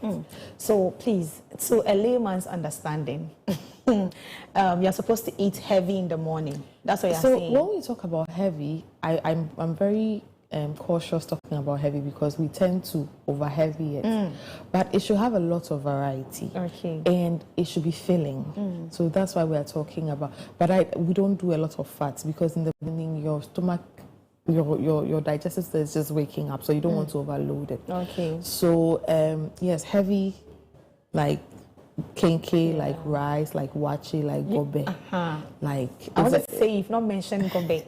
Yes, but because you have the boys at the background, you know. So like gobe, it's not a bad breakfast, but we are being cautious with the oil. Okay. And so let's look at how much oil we are adding or these deep fried foods in the morning. Okay. What's about the plantain? Can we take more plantain, small gobe, you know, small gari, portions of it? Yes, I think that we will be cautious on our. You see, we also want to do portion control. So when you say somebody should eat kinky, by the time you realize people are eating like 4 or 5 balls of kinky. So I do 3. I mean, minimum 3. So we are doing portion control. If you're doing 1 ball of kinky, average like 5 cedi bowl of kinky, that's fine for breakfast. Okay. It shouldn't also be too much, but I mean, we should know where portion is the key. Okay. So yes, breakfast is good. It can be all these things that we are mentioning, especially now that we are making a lot of noise about sugars and the impact that they have on us. If we are doing like heavier Ghanaian breakfast, that's fine. But we should just be cautious with, like I said, and we should be cautious with portion control, so that we are not doing too much, you know, so that you can also make time to eat lunch. So usually when we have a lot of breakfast, we don't eat lunch. And then in the evening we are very hungry. So we are not able to do minimal, then you are doing a heavy meal. But if you have a good portion for breakfast, by lunchtime you'll be hungry, you do another portion. And then in the evening you can go very light on your breakfast, something very little for breakfast food too. For lunch, for dinner, sorry. Okay. Let me take you back to the video we watched. The first lady, she said she doesn't feel hungry when she wakes up. Is there anything you can recommend for people like that? Just make a conscious effort. Every morning, even if you're not hungry, try something. Maybe even if you're not very, very hungry, you can say that, okay, so let me eat some bananas for breakfast. Okay. And then when it's 11 o'clock, but as you're eating at 11, consider that lunch. And then, but can't we have brunch? Like, I mean, the economy, it's okay. It boils down to the economy. Can't we have the two combined? No, I wouldn't advise that, because the two combined would mean that you're having breakfast around 10, 11. Yes. And you've been up, most Ghanaians are up by 6. So how are you fueling your body? We are fine. We just listen to news and then we are fine. Please. So you see, like I mentioned why breakfast is important, and I said one of the things that breakfast does is that it helps with insulin regulation. Yeah. So when you don't train your body to have constant supply of insulin, you realize that we are having earlier incidents of diabetes and other lifestyle diseases like hypertension, like cholesterols, like, you know, all these things are as a side effect of the fact that, and even obesity, we are not able to regulate our insulin, probably causing insulin resistance. So technically, there is no way I can excuse you from having breakfast. Okay. So what about those that fast? I mean, 40 days fasting, 30 days fasting. So fasting has its advantages too. So when you are full, you are fasting. But if you're not fasting, have a breakfast. But if you're fasting, you can skip, right? So when you're fasting, it means you're going without food for a while.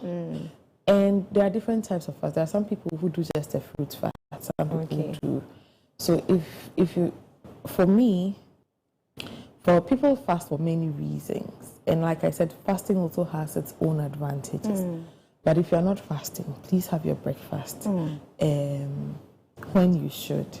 And we would usually say it should be technically before 8. Okay. Yes. Okay. Thank you very much, Ms. Zanu. Unfortunately, our lifestyle segment is always, limited, and so we just touch on the basics. But do you have any last words to give to our viewers? Yes, breakfast, like I said, is the most important meal of the day. Always have a lot of variety on your plate when it comes to your breakfast. And fuel smart. Don't take anything and everything as breakfast.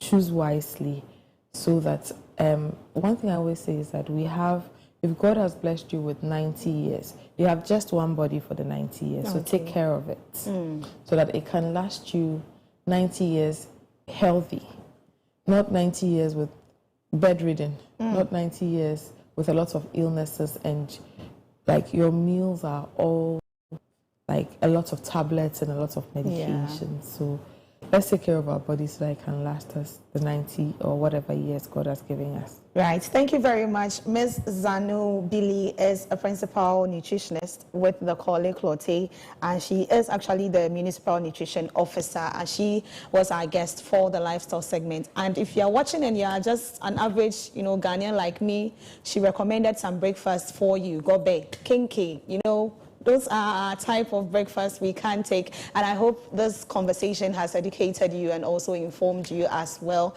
Up next is our birthday segment. Stay with us. I heard today was your birthday.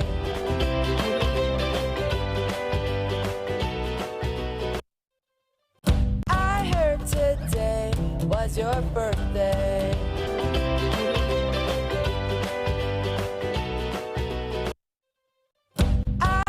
Today was your birthday. And you're welcome back to the Koko Digest Morning Show. Now let's do some birthdays.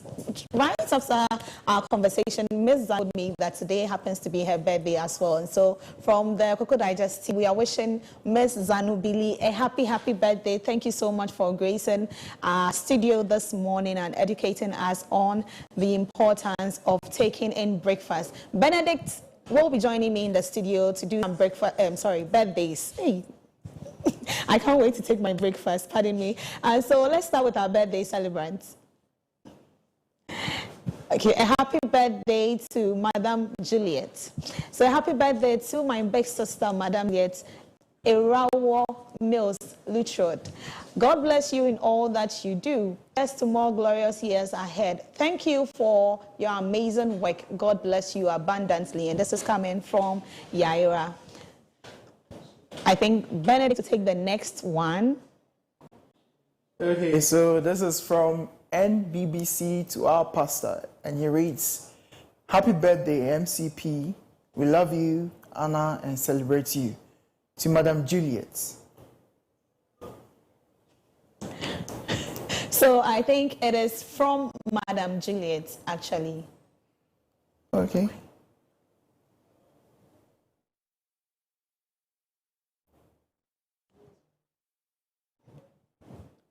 Can we have our next birthday celebrant? That's all for our birthdays today. Okay, so I have a few birthday messages coming in on our WhatsApp number. Let me read them clear, and then we will continue with the show. Happy birthday to Swayze Osei Asante. Keep growing in grace and favor. Mommy and Daddy love you so much. You are our hero. This is coming from your mommy. Swayze, a happy birthday to you. God richly bless you, and a happy birthday to all celebrants in the month of April. I mean, Thursday we'll still come back and celebrate you as well. How are you? I'm very well.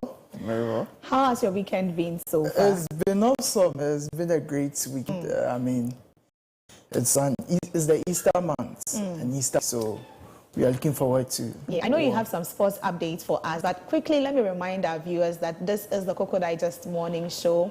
We are streaming live on Facebook and on YouTube as well, and so you can get interactive with us via our streaming platforms as well. Benedict is going to take us to the world of sports, but I know Madrid has, disappointed us in our previous game, but we are still standing firm. I mean, Benedict, what do you think? Well, it's a long game ahead this week.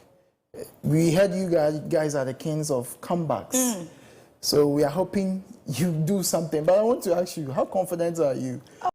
100%. Just like one of my ex-B, he wants to come back, giddy, just like him. If I give him a little chance, he will come back and do marvelously. That is how Madrid is coming back to do great works tomorrow in a match. Or is today? Tomorrow. Yes, tomorrow. And you think your ex-boyfriend will win? Oh yes, Mbappe has promised me 3 goals just from him alone. No. So you should expect more from us. I mean.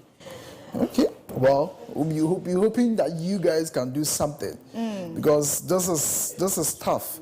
In my opinion, it's very tough looking at the standing in games that happened during the weekend and the strength of Real Madrid assets now. Anyway, let's hope for the best for your team. Yeah, so take it away. For Barcelona, we are resting because we are in a comfortable lead, so this is all on you. Okay, so Benedict is going to take us into the world of sports right after this breaker.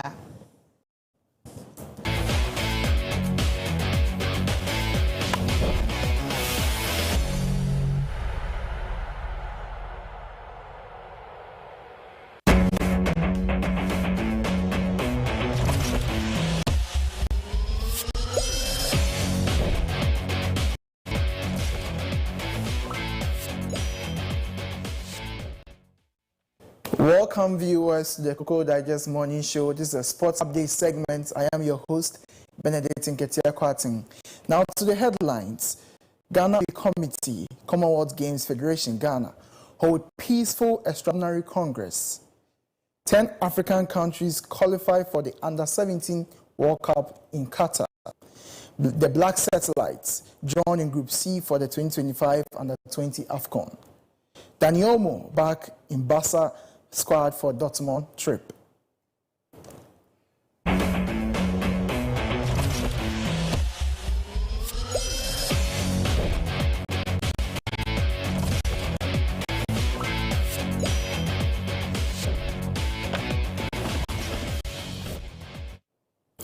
Now to the main story. The Ghana Olympic Committee meeting on 12 April was a success, where the current leaders praised for being open and fair. The financial report was approved and the upcoming budget was also accepted. Some delegates wanted things to be more consistent and fair to all. The current president thanked everyone and encouraged voters to choose people based on their good work. The goal now is to use the savings to improve the Olympic Africa Center. Now to the story. The 10 African teams going to the FIFA Under-17 World Cup in Qatar have been decided.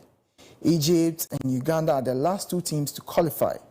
They will join Burkina Faso, Côte d'Ivoire, Mali, Morocco, Senegal, South Africa, Tunisia, and Zambia at the tournament. Uganda is making history as with their first ever appearance. The Under-17 World Cup will have 48 teams this year and will be in Qatar from November 3rd to 27th, 2025. Now to the next local story. The Black Satellites of Ghana have a challenging road ahead in the 2025 Under-20 Cup of Nations. They have been drawn into Group B, which includes the reigning champions, Senegal. Originally, the tournament was set to be held in Côte d'Ivoire, but it's now been moved to Egypt. The date schedule for Ghana is as follows. They will kick off on May 2nd against the Democratic Republic of Congo, face Senegal on May 5th, and wrap up the group stage against Central African Republic on May 8th. Now on to the international sports story. Barcelona's coach, Hansi Flick, has welcomed Dani Olmo back from injury, which is good news for their Champions League campaign. However, they've also been dealt with a blow with Alejandro Balde's sideline due to a hamstring injury, potentially ruling him out of the upcoming Champions League match against Dortmund and the Copa del Rey final against Real Madrid. And that is it for the sports segment. My name is Benedict Nketia Kwating. Up next is the business segment with Clement.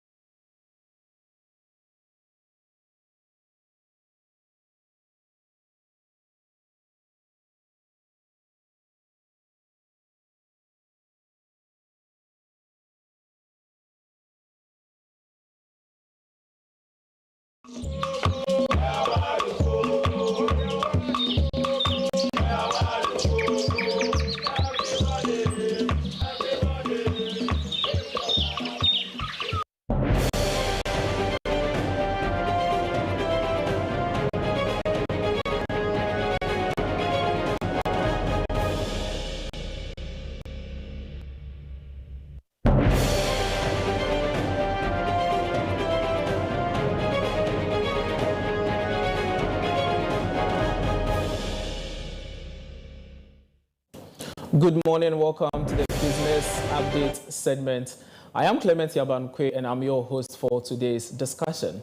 As we said, last week we were talking about the various ministerial budgets, and we got to know that the Education Ministry was the first on the list with over 31 billion, followed by the Health Ministry with about 17 billion. But today we are going to have a deep talk about the Agric Ministry. And Agric is on the list as number 8. People are asking the question that, is it really going to solve the issue that we need in the agriculture sector? A whole lot of people are saying that we know that agric is the bedrock of the economy. So why not giving much attention? People are even of the view that agric should have been on the top list. And today we are going to have a very wonderful discussion. And doing this with me is Mr. Stephen Kwashi, a finance expert and a business consultant. We are also going to be joined in via phone section. Also along the discussion by Mr. Yadom, who would also join us shortly, also on the conversation to discuss about the agriculture budget that we have. We know that on Saturday, the president launched the Feed Ghana project. We would also talk about that on the show as well. So don't go anywhere, just stay with us. We would also be looking into the various policies of the NDC in relation to agric. And we are going to ask the question that, are they tackling the policies one after the other? Do the policy really align with the budget given to them for this 2025? We are going to have a lot of discussion, so you don't want to miss this. As we said, I'm here with Mr. Stephen Kwashi. Mr. Stephen Kwashi. Yeah. Good morning, welcome. Good morning. Good morning. You look good. Yes. I think you are so happy because Agric was given over 2 billion Ghana cedis. You know, the last time we met, I registered my displeasure when I realized that Agric is like it's not going to be part of the top 5.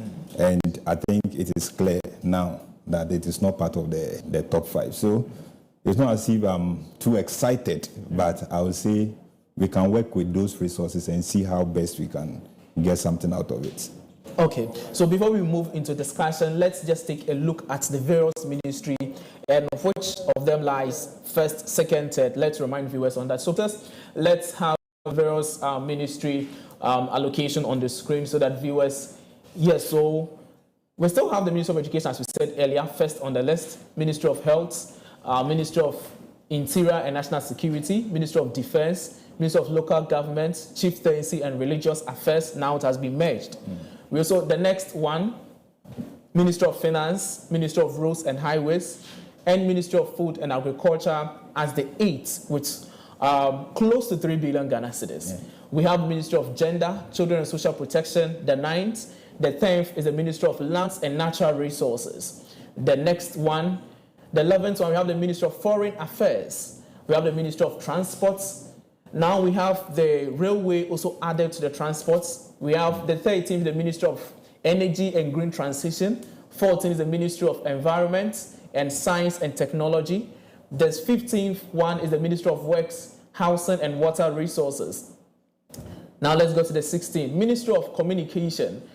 The 17th, the Ministry of Youth Development and Empowerment. The 18th, the Ministry of Trade, Agro-Business and Industries. So you could see there is a component of agric also here, that is agro-business, added to trade this time around.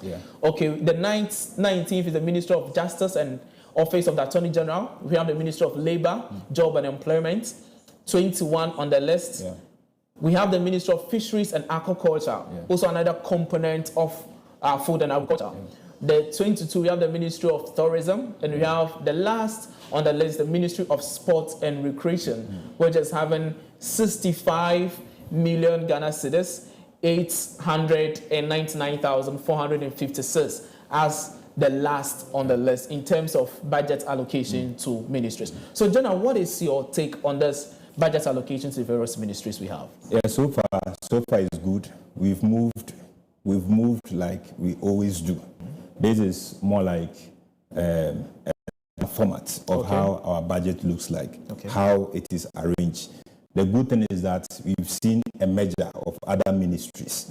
So making the ministries look simple and the budget allocation also simple. So for us to track it. So for me, it's nothing new. I just see measures and we just look at how we can use the resources to improve the nation's development. Okay. Yeah. So in your earlier submission, you said you're not really impressed of the agric ministry be the 8th one. Yeah. You expect to see agric being part of the first 5. Yeah. Now that agric is 8, what will you say? Is it that the government is not paying much attention to the agric ministry, or there could be a reason?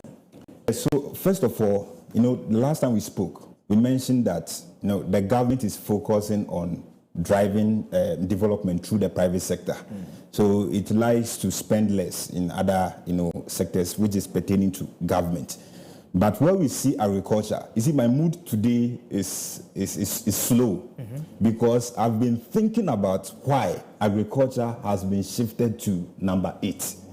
This agriculture, we shouldn't study the way, let's say, for example, the Westerners, the way they drive their economy is different.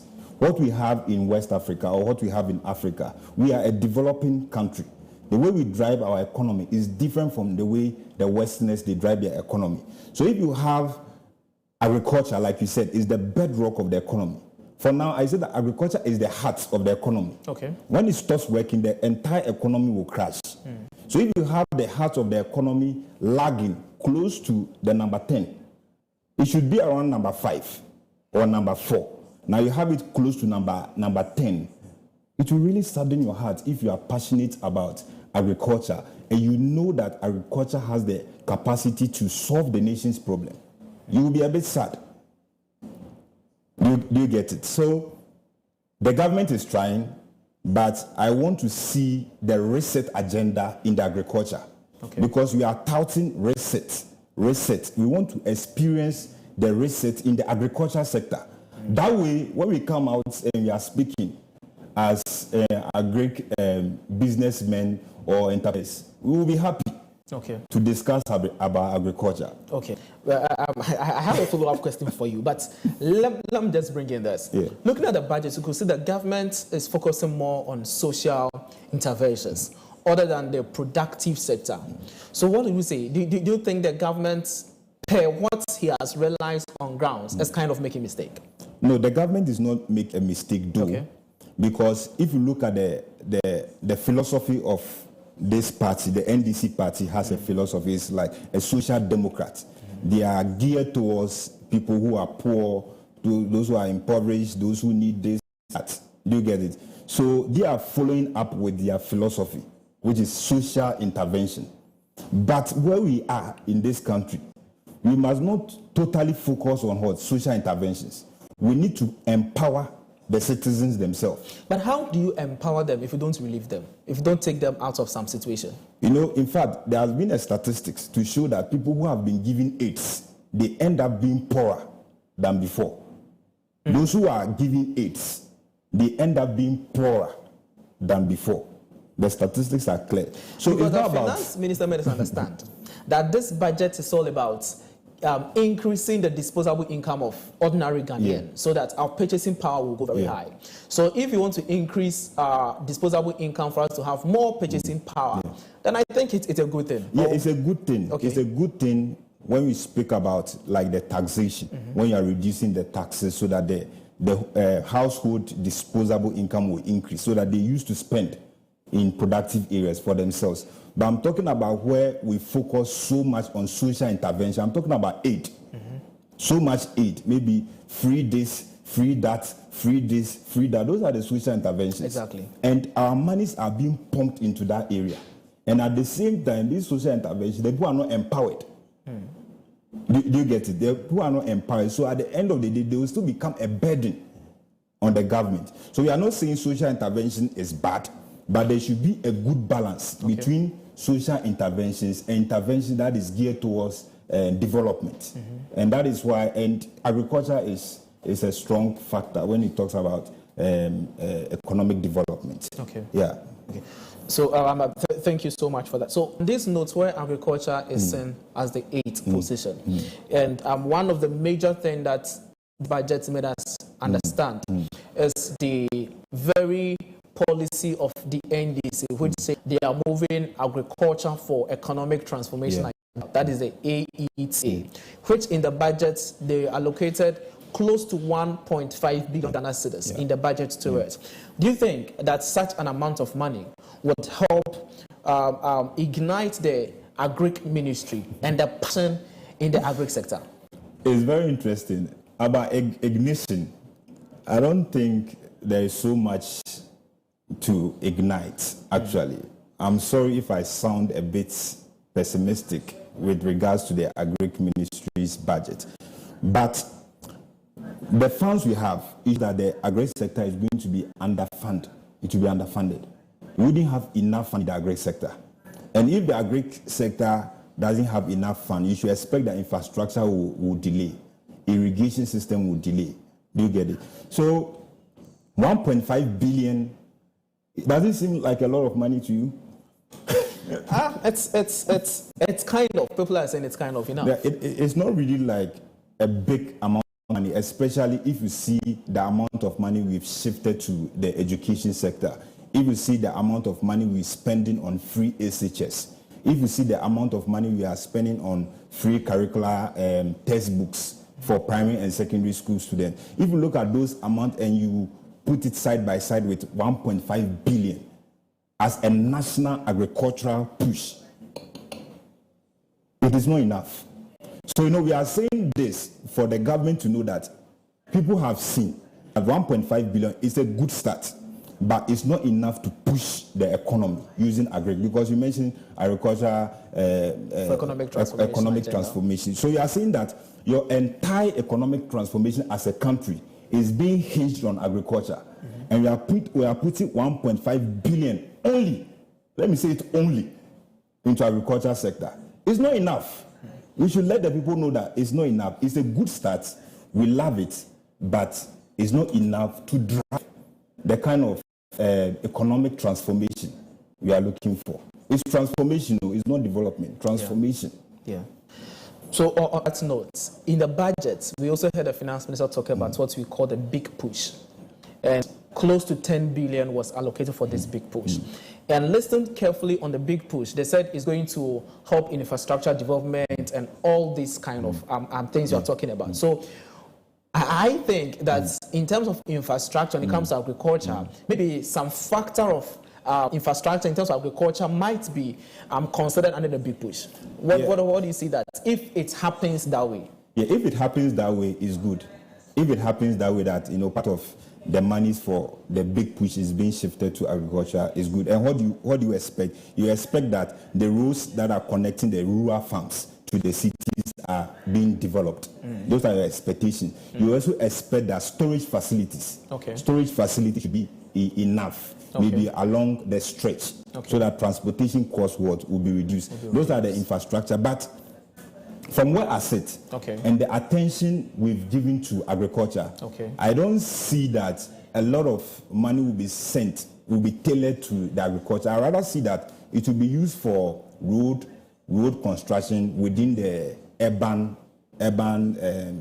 cities to develop like the roads, maybe cities and all those, but it will not be strictly linked to agricultural farms. So that big push is a good policy. That is also on the side, but we want a standalone budget so that we know that this money is for agriculture. Like you mentioned, last year's budget for agriculture was above 3 billion. Yeah. And in 2025, the budget is standing at 2.9. It's below 3 billion. Yeah. In fact, if you apply 10 or 15% to 3.3 billion, we should see ourselves above 3.5 billion. Just the normal 10 to 15%. But now we are seeing ourselves below 3 billion. It doesn't signal that we are we are serious about this agricultural transformation. Looking listening to some of the Minister for Agric, the Minister for Finance, and other people in this governance, they are talking about resetting, and they are saying that they want to take a different path in terms of all sectors that we have. So don't you think that the paths they've taken would really bring a different result than increasing the budget allocation just by a percentage? Yeah, that's a very good point, because when you study the people who are manning the ministry, they are fantastic. If you look at the Minister of Food and Agriculture, Honorable Eric Koko, like fantastic people. So those are the people that gives us hope that this book can, and I said something, they can use these limited resources to do something. But if they were given more resources, they would have done what? More. You see someone like Dumelo, Honorable Dumelo, you know, he has his own farm, poultry. So those are the people that gives hope to the people. So it's not about the money, it's about the people that are manning the institution or the ministry. That gives us hope that, you know, there could be some change. But if the people are manning the ministries, they don't have enough resources, their hopes are high. In fact, now when I listen to agricultural policy, I get frightened when I hear about the policies. Because you know about the planting for food and jobs. Yeah. That policy, when I heard of it, I said, oh, this is a policy that is going to change this country. Not only that, they said one district, one dam. One district, one factory. One district, one factory. So this combination of this policy, I said, this country is going to change. Because I heard policy. So now I don't want to listen to policy. That's why I always say that I love your tagline. Beyond the policy. So the policies are good. Now we don't want to hear, after the lunch, we don't want to hear anything about I will. It should be about have. We have secured this. We have moved these tractors here. We shouldn't be hearing about I will. I will is about policies. I have is about implementation. And that is what we seek to achieve. So the people manning the ministries are fantastic people. They give us hope that the ministry will thrive and will take different approaches, even with the limited resources. So when we are actually proposing that they should increase the funding, I think they should be happy with us, because we are seeing that more money should enter into the Ministry of Food and Agriculture, and that would actually give us the development or the transformation we seek. Okay, let's now move to the aspects. According to Ghana Statistical Service, reports on the annual imports, that is last year 2024, realized that more of our food products are being imported. For example, when you take an item like rice, annual importation of rice stand around 800 million. When you take the import of Yemadia alone, of which people when they hear it, they become quite worried about. So imports, for example, when you take Yemadia, that's 2.69 billion Ghana cedis. Wow. We don't do it in Ghana. We get it outside the country. Even mango, 96 million Ghana cedis from Burkina Faso. We import items like tomatoes equal from Burkina Faso, and annually we import $100 million. With all this issue facing the agric sector, and recently we know this budget and also the agenda for economic transformation allocating 1.5 billion Ghana cedis for it. Do you think that starting this initiative, of which we know the president even launched it just this Saturday, we will talk about this shortly, starting this initiative at this point in time would be able for us to solve the issue of import and trade deficit that we have in this country in terms of agric? Yeah, in terms of agric, I always say that it's a good start. You know, for us to close this gap, this huge deficit, trade deficit gap, which is being pushed by agriculture, it will take time. So it's not about 1 year or 2 years or even 5 years. But the way we go about it will give us, the hope that we will be able to do it. So the deficit we are seeing there, the huge importation, is actually burdening our currency. The whole issue about agriculture can actually solve our economic issues. What are our economic issues? High unemployment. Not just that, it's high youth unemployment. We have high inflation driven by what? Food inflation. We also have high interest rates. Okay. Those are the issues that are confronting the country. We have our currency depreciating at a faster rate. Do you get it? Yeah. So now, if you're able to put this agriculture inside and make it a pillar, it will solve all these issues. So 1.5 billion is a good start. We want to reduce the importation. That's why we are talking about import substitution. Yeah. I saw a news item by a government agency. I'll check it and let you know. It shows that Ghana, we borrowed money from ECOWAS in 2018. I saw it and I was amazed. Let me just read. I just want to read it directly from the handle. It's Information Service Department, Ghana. Okay. It says ECOWAS is calling on Ghana to return 27,000 tons of maize and rice that the country borrowed back in 2018. See, we are borrowing food. Though. It shows the seriousness of this agriculture issue. We are not just importing them, we are borrowing it because we don't even have enough money to buy it. So now they say the agriculture minister revealed that the food stocks initially secured to address earlier food security challenges are now being demanded repayment. He noted that the government has requested a 1-year grace period to mobilize these tons of 27,000 tons. We are not only importing with money, we are importing without money. That is how dangerous our agriculture issue has become. And when we want to talk about reset, we need to make sure that the money is reflecting it. 1.5 billion for a transformation agenda is not enough. It should increase. In fact, when you told me about the education budget is about 31 billion. Do you know that the agri budget is 10 times less than the educational budget? Yeah. 10 times less. But would you believe that people need education to enter agri? Yes, I believe. But it is not so in our country. Why? There is a misalignment with our education and employment. That is why the last time I came, I told you that the most unemployed category of youth is SHS graduates. Why is that you have a good education and you come out of school, you cannot use your education to create employment for yourself, or your education does not allow you to get employed. Then there is a problem with your education. We need to tell the government, not just this government, successive governments. We are failing our generation, and the next generation, if we don't take care, will worry us. Our education there's a strong misalignment. So, what I suggest, like the last time I told you, the minister has already hinted on school funds in the schools. So we need education to push agriculture. But in our textbook curriculum, we see agriculture featured in. I know those times JHS or JSS, they had a standalone agriculture. But now we don't have standalone agriculture subject. So why?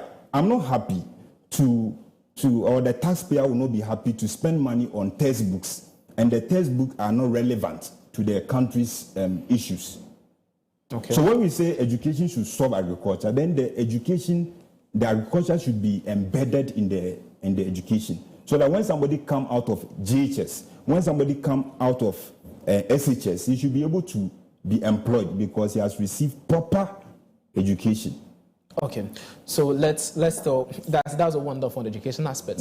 Still on the Ministry of Agriculture budget, and specifically talking about the 1.5 billion Ghana cedis for the Agriculture for Economic Transformation agenda.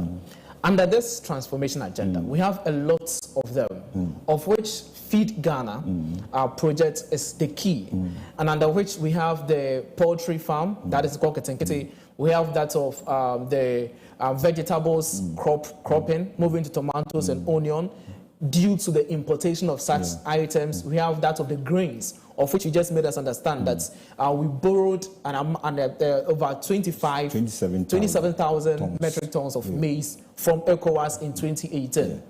With this agenda of amount of 1.5 billion, which sector under this agriculture for economic transformation should be allocated the highest, and why? Okay, so now we need to look at what we spend our money on. So even before we even start talking about national budget, we should look at our personal budget.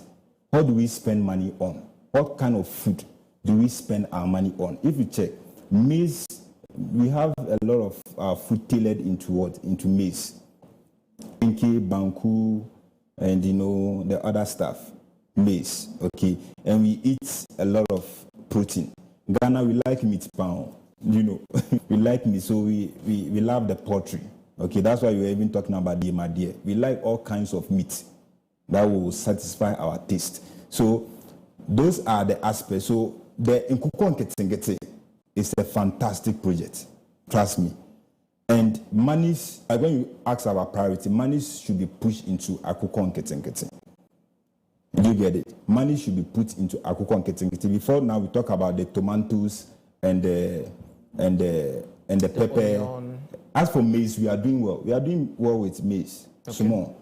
But just that when we are hit with climate issues, then we cannot produce. That's where irrigation will have to come in. So otherwise, we are doing well with maize. But the pepper, the tomatoes, the onion is not so good. So look at the protein side, which is the poultry.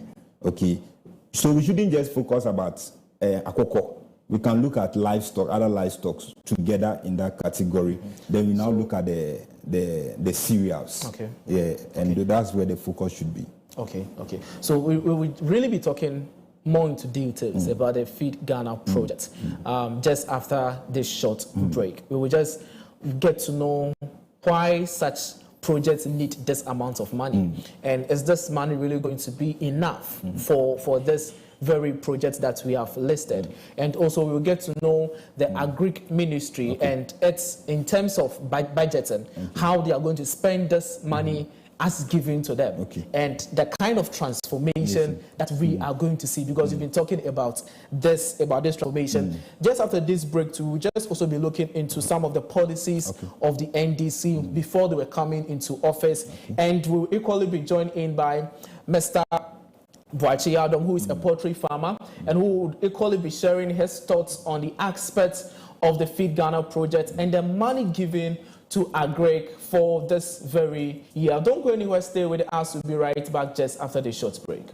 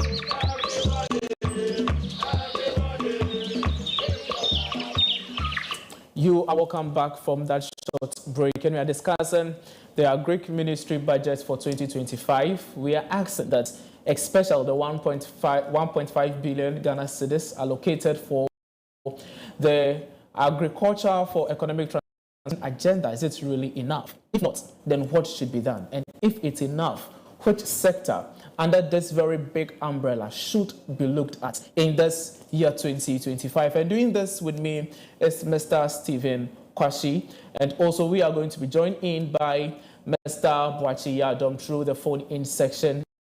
Mr. Stephen Kwashi, so we're actually discussing about especially the AETA, that is Agriculture for Economic Transformation Agenda.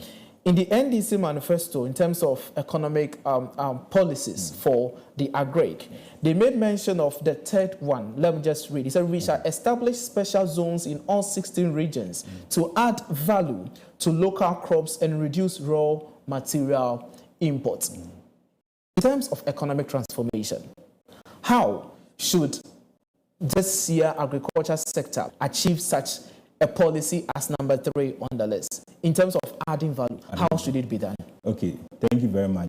Fantastic. And this policy, it speaks to the facts. So this is agro-processing. So sometimes the words are long, but it's very simple word. It's agro-processing.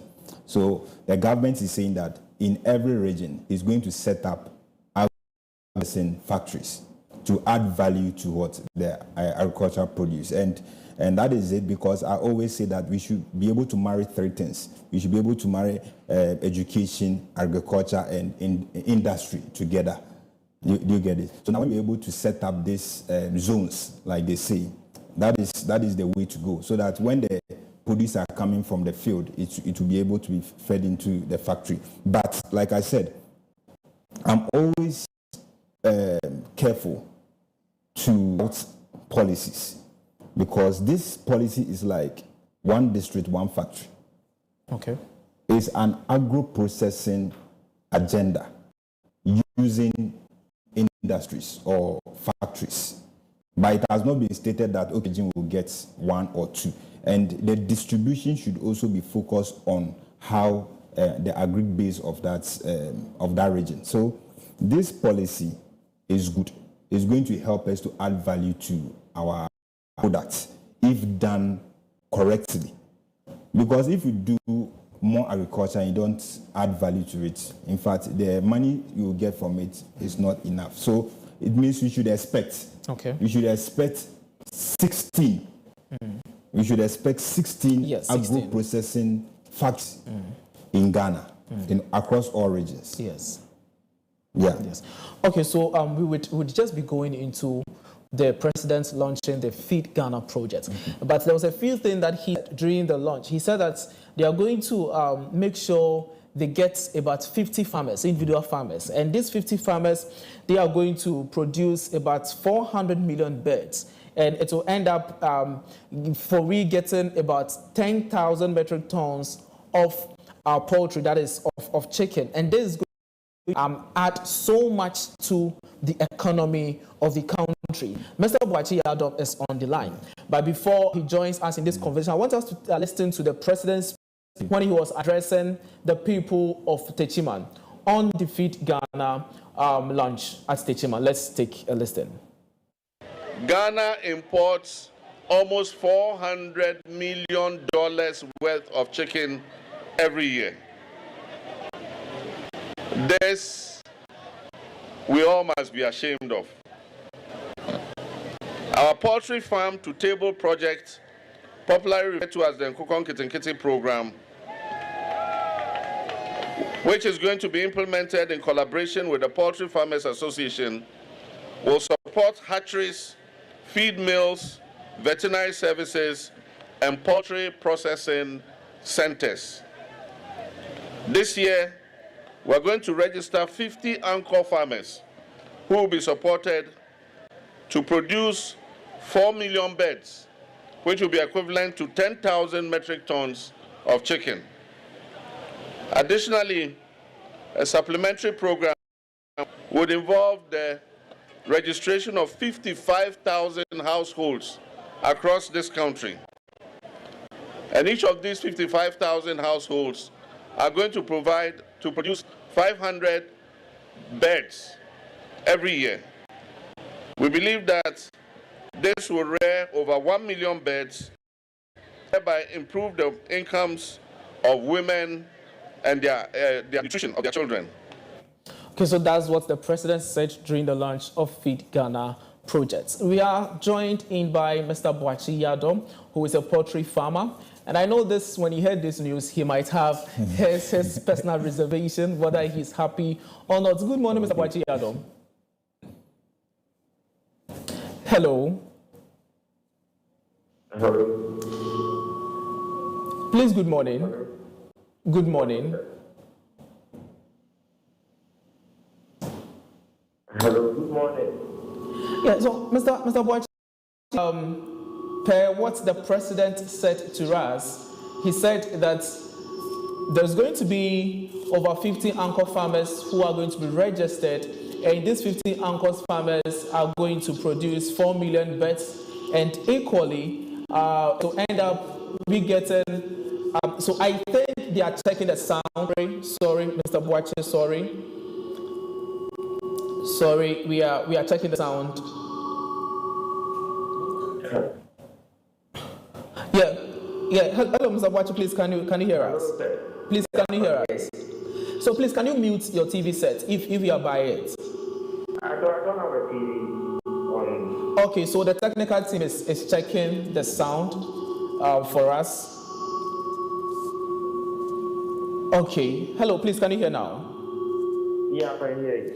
Okay, so the president actually, in his speech during the launch, said that about 50 anchor farmers are going to, and when they register, they are going to produce close to 4 million birds.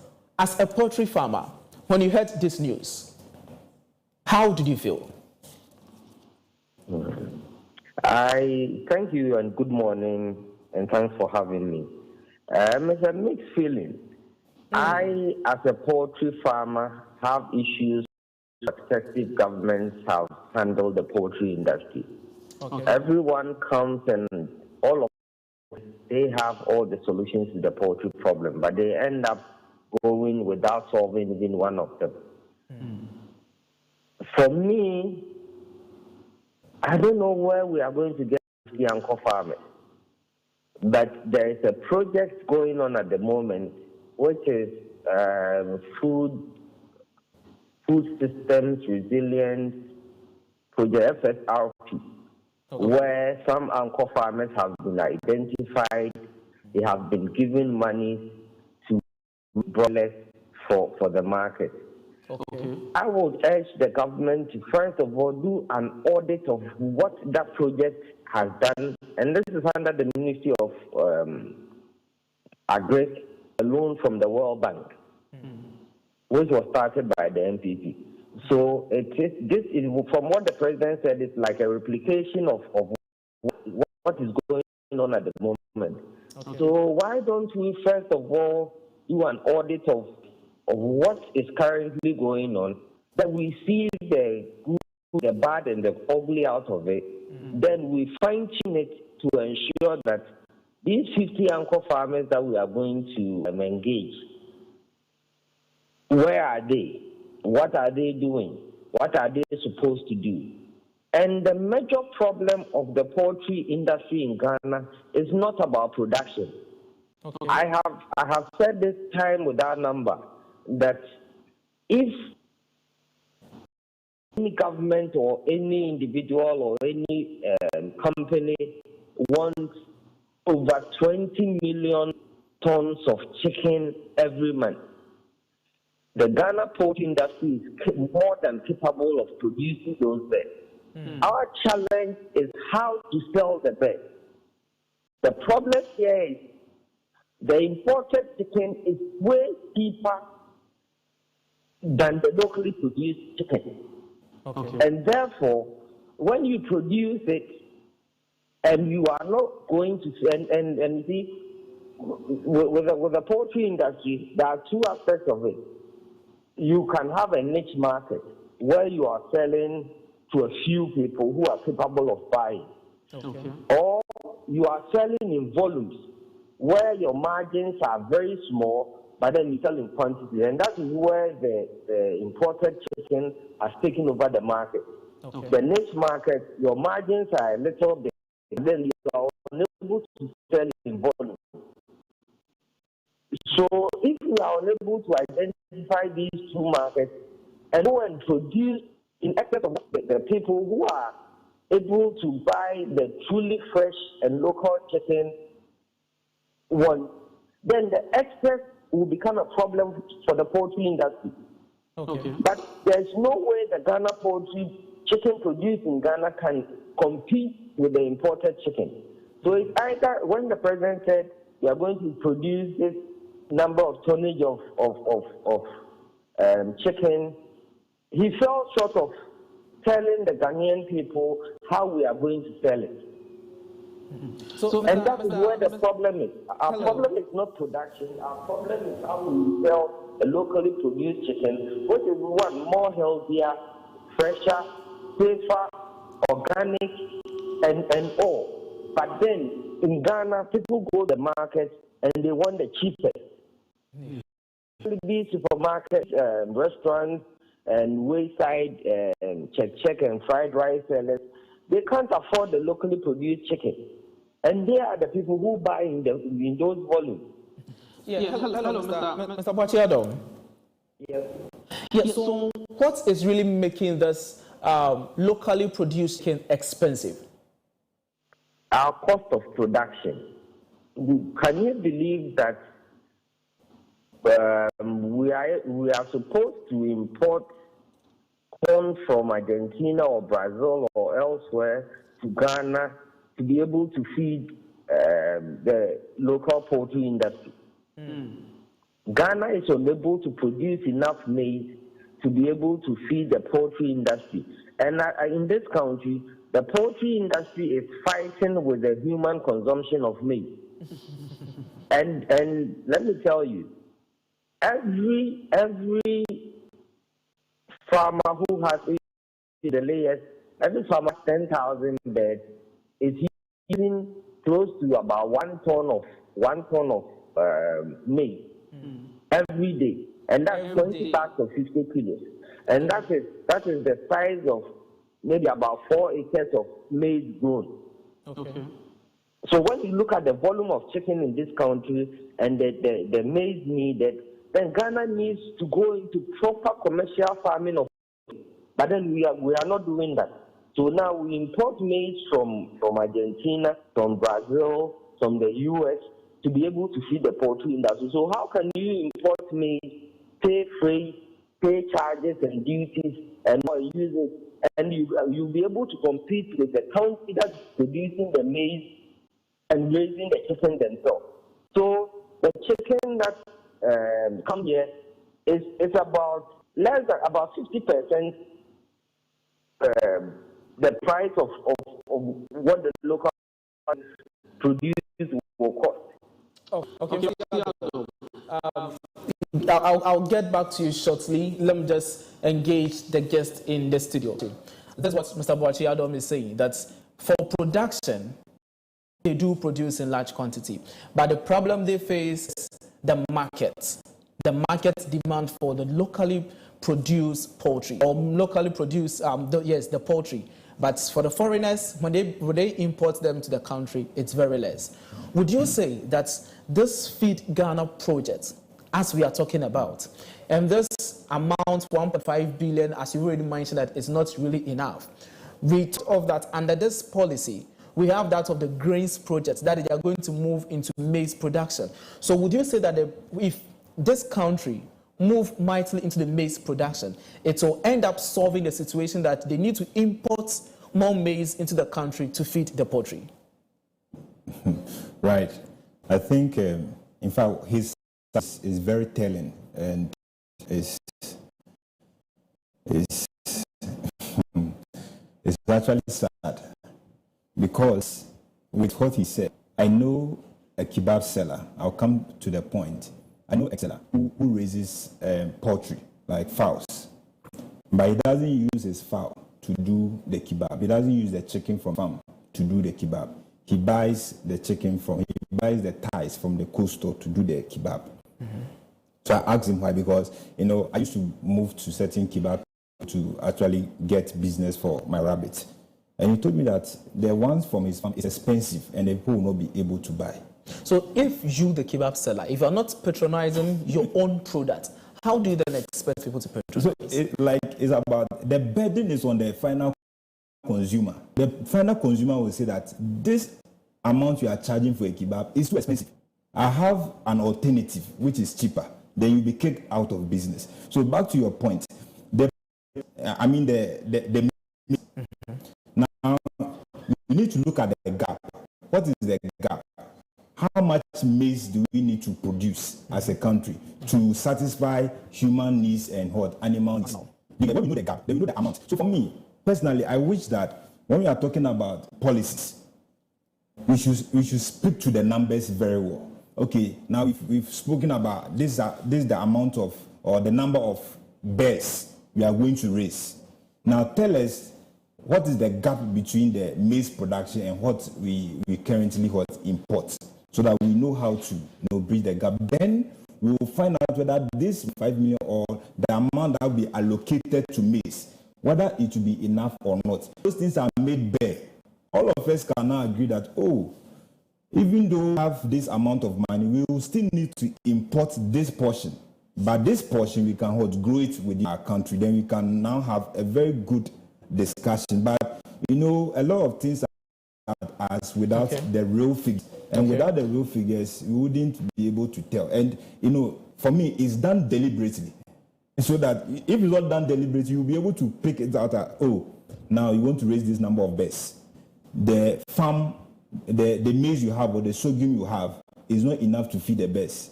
Now we know the number. So we know that still you have to import. If you import, I think let me go to Mr. Boachi Yadom on this question. Hello, Mr. Boachi Yadom. Hello. Yes. So in your submission, you made an understand that this project was actually started by the previous government and calling for audit on that very project, of which I quite remember that the current Minister for Agri on the floor of Parliament made submission that, yes, he believed that the Koko Nketenkete started in the era of the previous government and they will do audits on this very issue. My question is, now we know the president has launched it, and launching this Feed Ghana project is about poultry. Not only about the Koko Nketenkete, he also talked of the grains, the maize. He talked about the vegetable project. The amount we have is 1.5 billion Ghana cedis. In your own opinion, how do you, or which sector do you think that the government need to pay critical attention to when it comes to Feed Ghana projects? Thank you. I think when it comes to agriculture, everything is important. Okay. Ghana, with its scarce resources, 1.5 billion is enough if used judiciously. Okay. As I can tell you that as a country, 1.5 billion, you're looking at about 60-65% going. With this you see, the grains issue here, there's a government policy where they give fertilizers to farmers and improve seed and recover it by the product, by the produce. Go and check how that thing is being handled. You see, Ghana, we have a problem, and sometimes when you speak the truth, you become the odd one out. 1.5 billion, if used judiciously for the next 2, 3, 4 years, Ghana should be self-sufficient in maize production to feed the poultry industry and the human consumption. But trust me, people will take a truckload of fertilizer and less than 10 kilos will go into the purpose for which they were intended for. And we behave like ostriches. We bury our head in the sand raise our head and say, oh, there was nothing there. We are just not a serious country. These things are just gimmicks to play with the mind of the general public.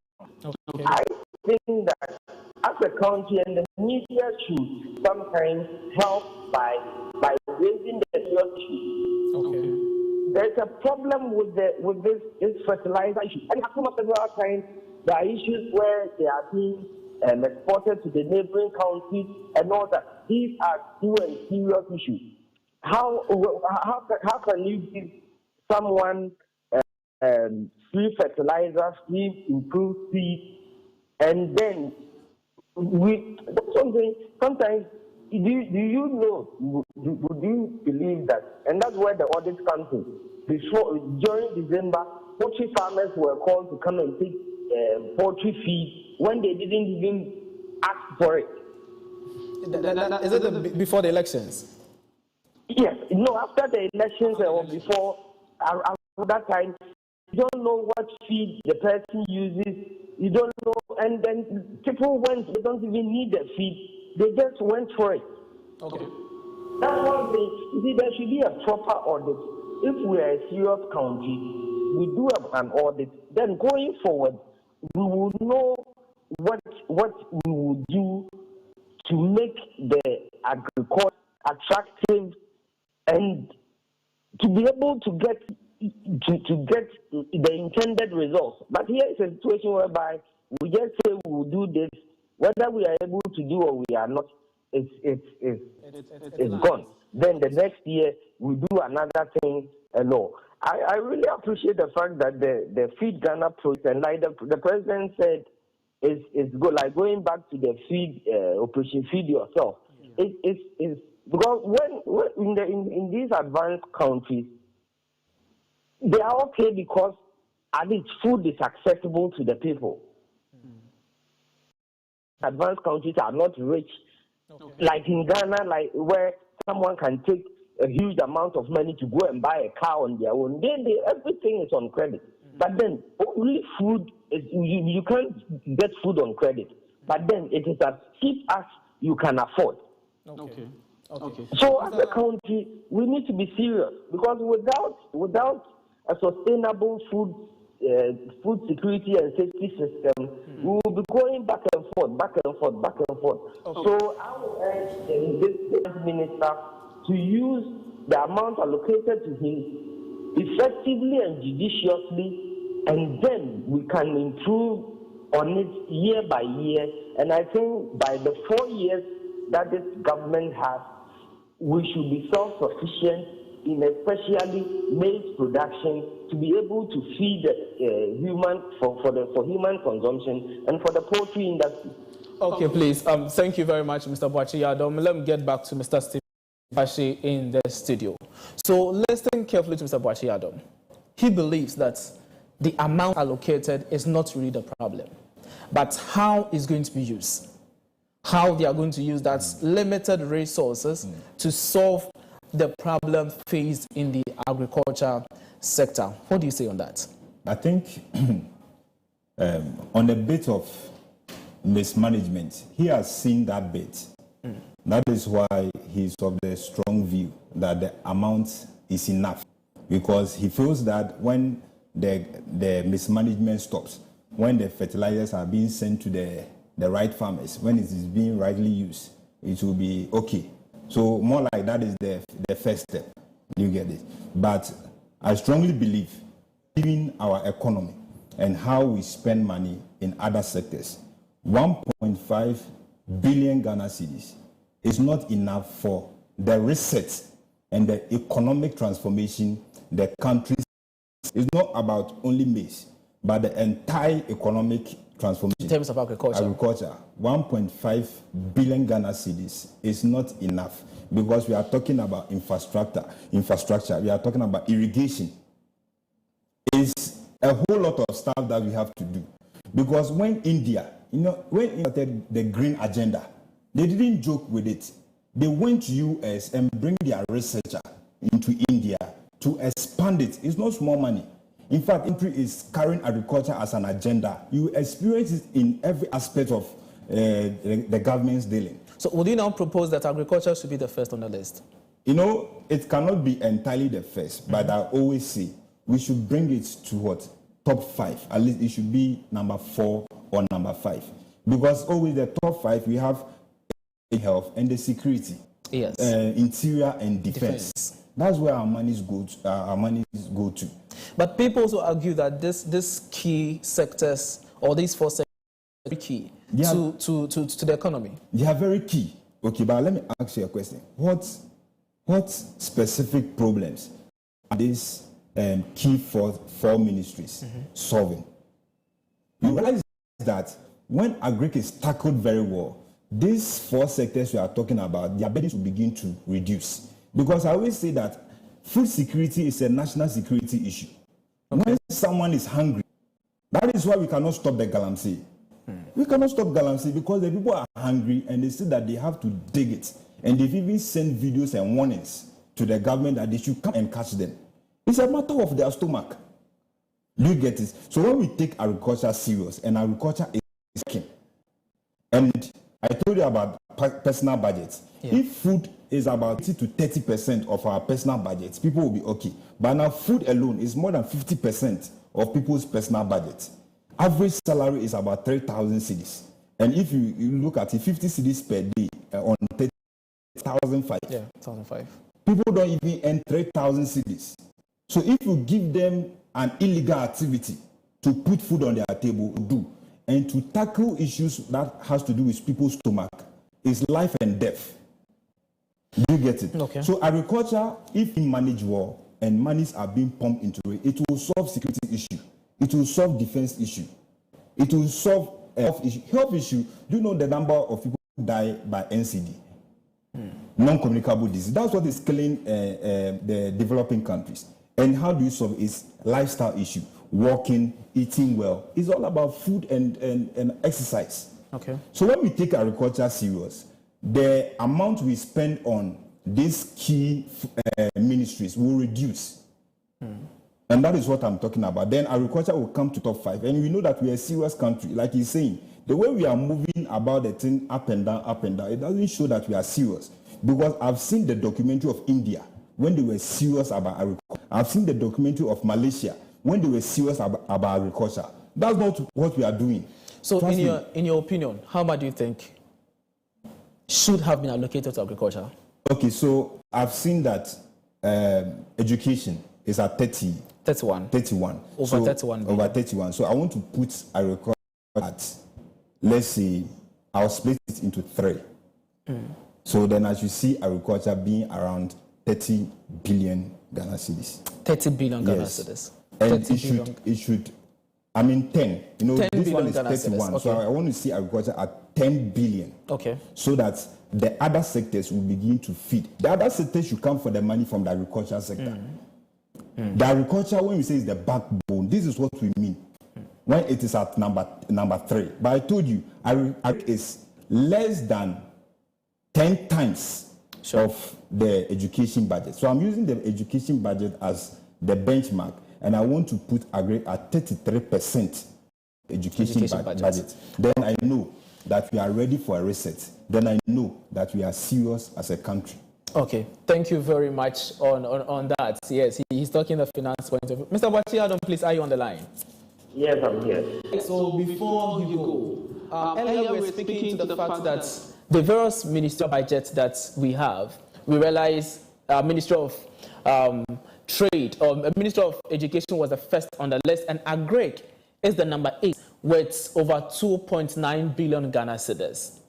Do you think that the position of agric on the list as the number 8 is a good thing for you, especially whilst you find yourself in the poultry industry? Or you think the money doesn't really matter, but rather the use of the limited or available resources is the point you're going for?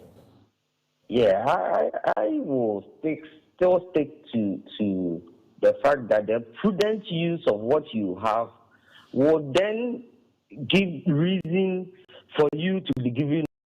Go to the parable of the whatever was given to you how judiciously you were able to use it would then give you a reason to demand for more.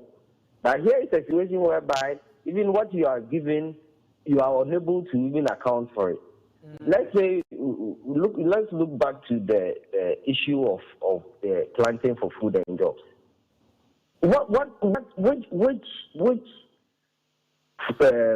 Which produce was used enough for Ghana to say that for this specific thing, the planting for food has made Ghana self-sufficient?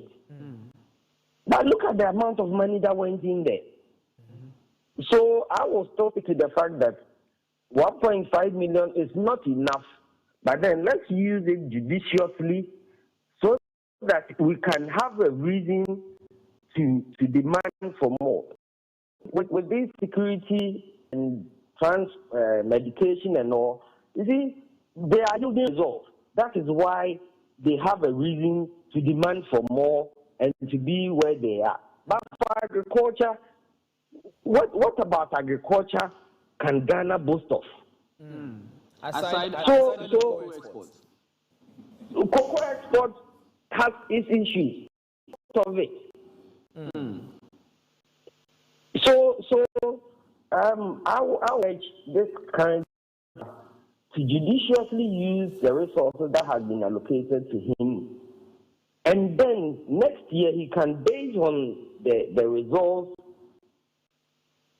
put up a reason to be among the first, because a hungry man is an angry man. So our security is based on food. Our everything is based on food. For someone to be able to on our roads, the person has to be full. So in all this, we really need the Greek ministry to justify the need to be one of the three top ministries allocated enough money to ensure that Ghana's food security is top notch, and then we can even export. But then if we are doing this things about this fertilizer distribution and all that, then we'll be going back and forth. Thank you so much, Mr. Boachie. Before, President, dedication to the poultry industry, but then I will urge him to tread cautiously and make sure that whatever he is doing yields proper results and not the gimmicks, because he has a reputation of this confirmed thing and all. So now that he's back again, I think he should be particular about this in Koko issue, so that he makes good with the Ghanaian people to prove that whatever was the mindset of people about him on poultry is not because he really intended good, but then probably the people who held it said and all. So I will really appreciate them to do an audit. The audit is very important so that you get to understand the real issue to make informed decisions. Thank you very much, Mr. Joseph Boachie. Before you leave, I have a message here.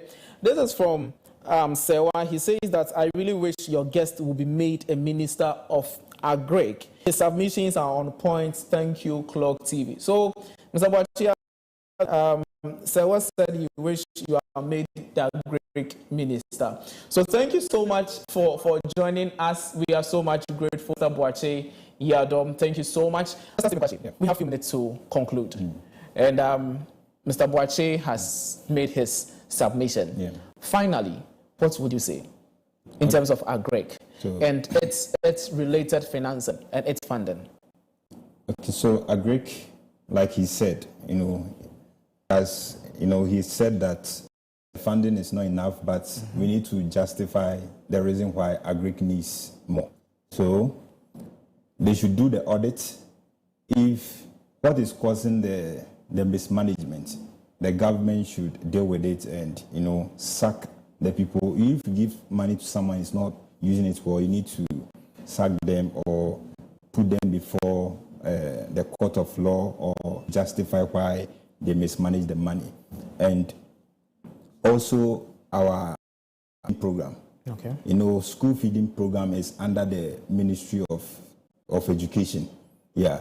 And I want school feeding program to sit under the Ministry of Food and Agriculture. Okay. And that is how education and agriculture will begin to talk.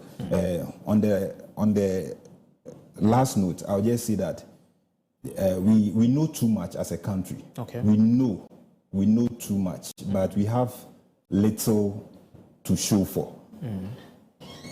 A lot of people, if you ask them about this and that, we know so much. Okay.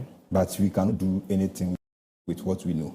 And I will say that education or knowledge is just the acquisition of truth. Understanding is the assimilation of that truth. Oh. And wisdom is the application of the truth. So when the Bible says that wisdom is the principal thing, it's saying that put your thoughts into actions. Put your thoughts into actions. Otherwise, what you know will never ever benefit you as a man. Thank you so much, Mr. Stephen Kwasi. He says you need to put your thoughts into action. Yes, this is also a message from Equia, and he says that thank you so much, Clock TV, and thank you to your guests. They are really doing so wonderful. This number keeps on calling, Ellen, but today I'm so surprised that people still have Clock TV studio line in mind, even though we've not displayed it on the screen. Okay. They still have it in mind, sending message and calling. Wow. Thank you so much for staying with us on the business update segment. It has been a discussion on reviewing the Agric Ministry budget. We'll be doing this next week, and we'll be looking into the Diverse Ministry as well. We take that of roads and also look into aspect of the ministry. We want to understand that is the budget or the money allocated to them really enough, or there is a different source of funding. And we are so grateful, as we said. This is how we just end the Koko Digest morning show today, and I am your host Clement Yabankwe. Do enjoy the rest of the show.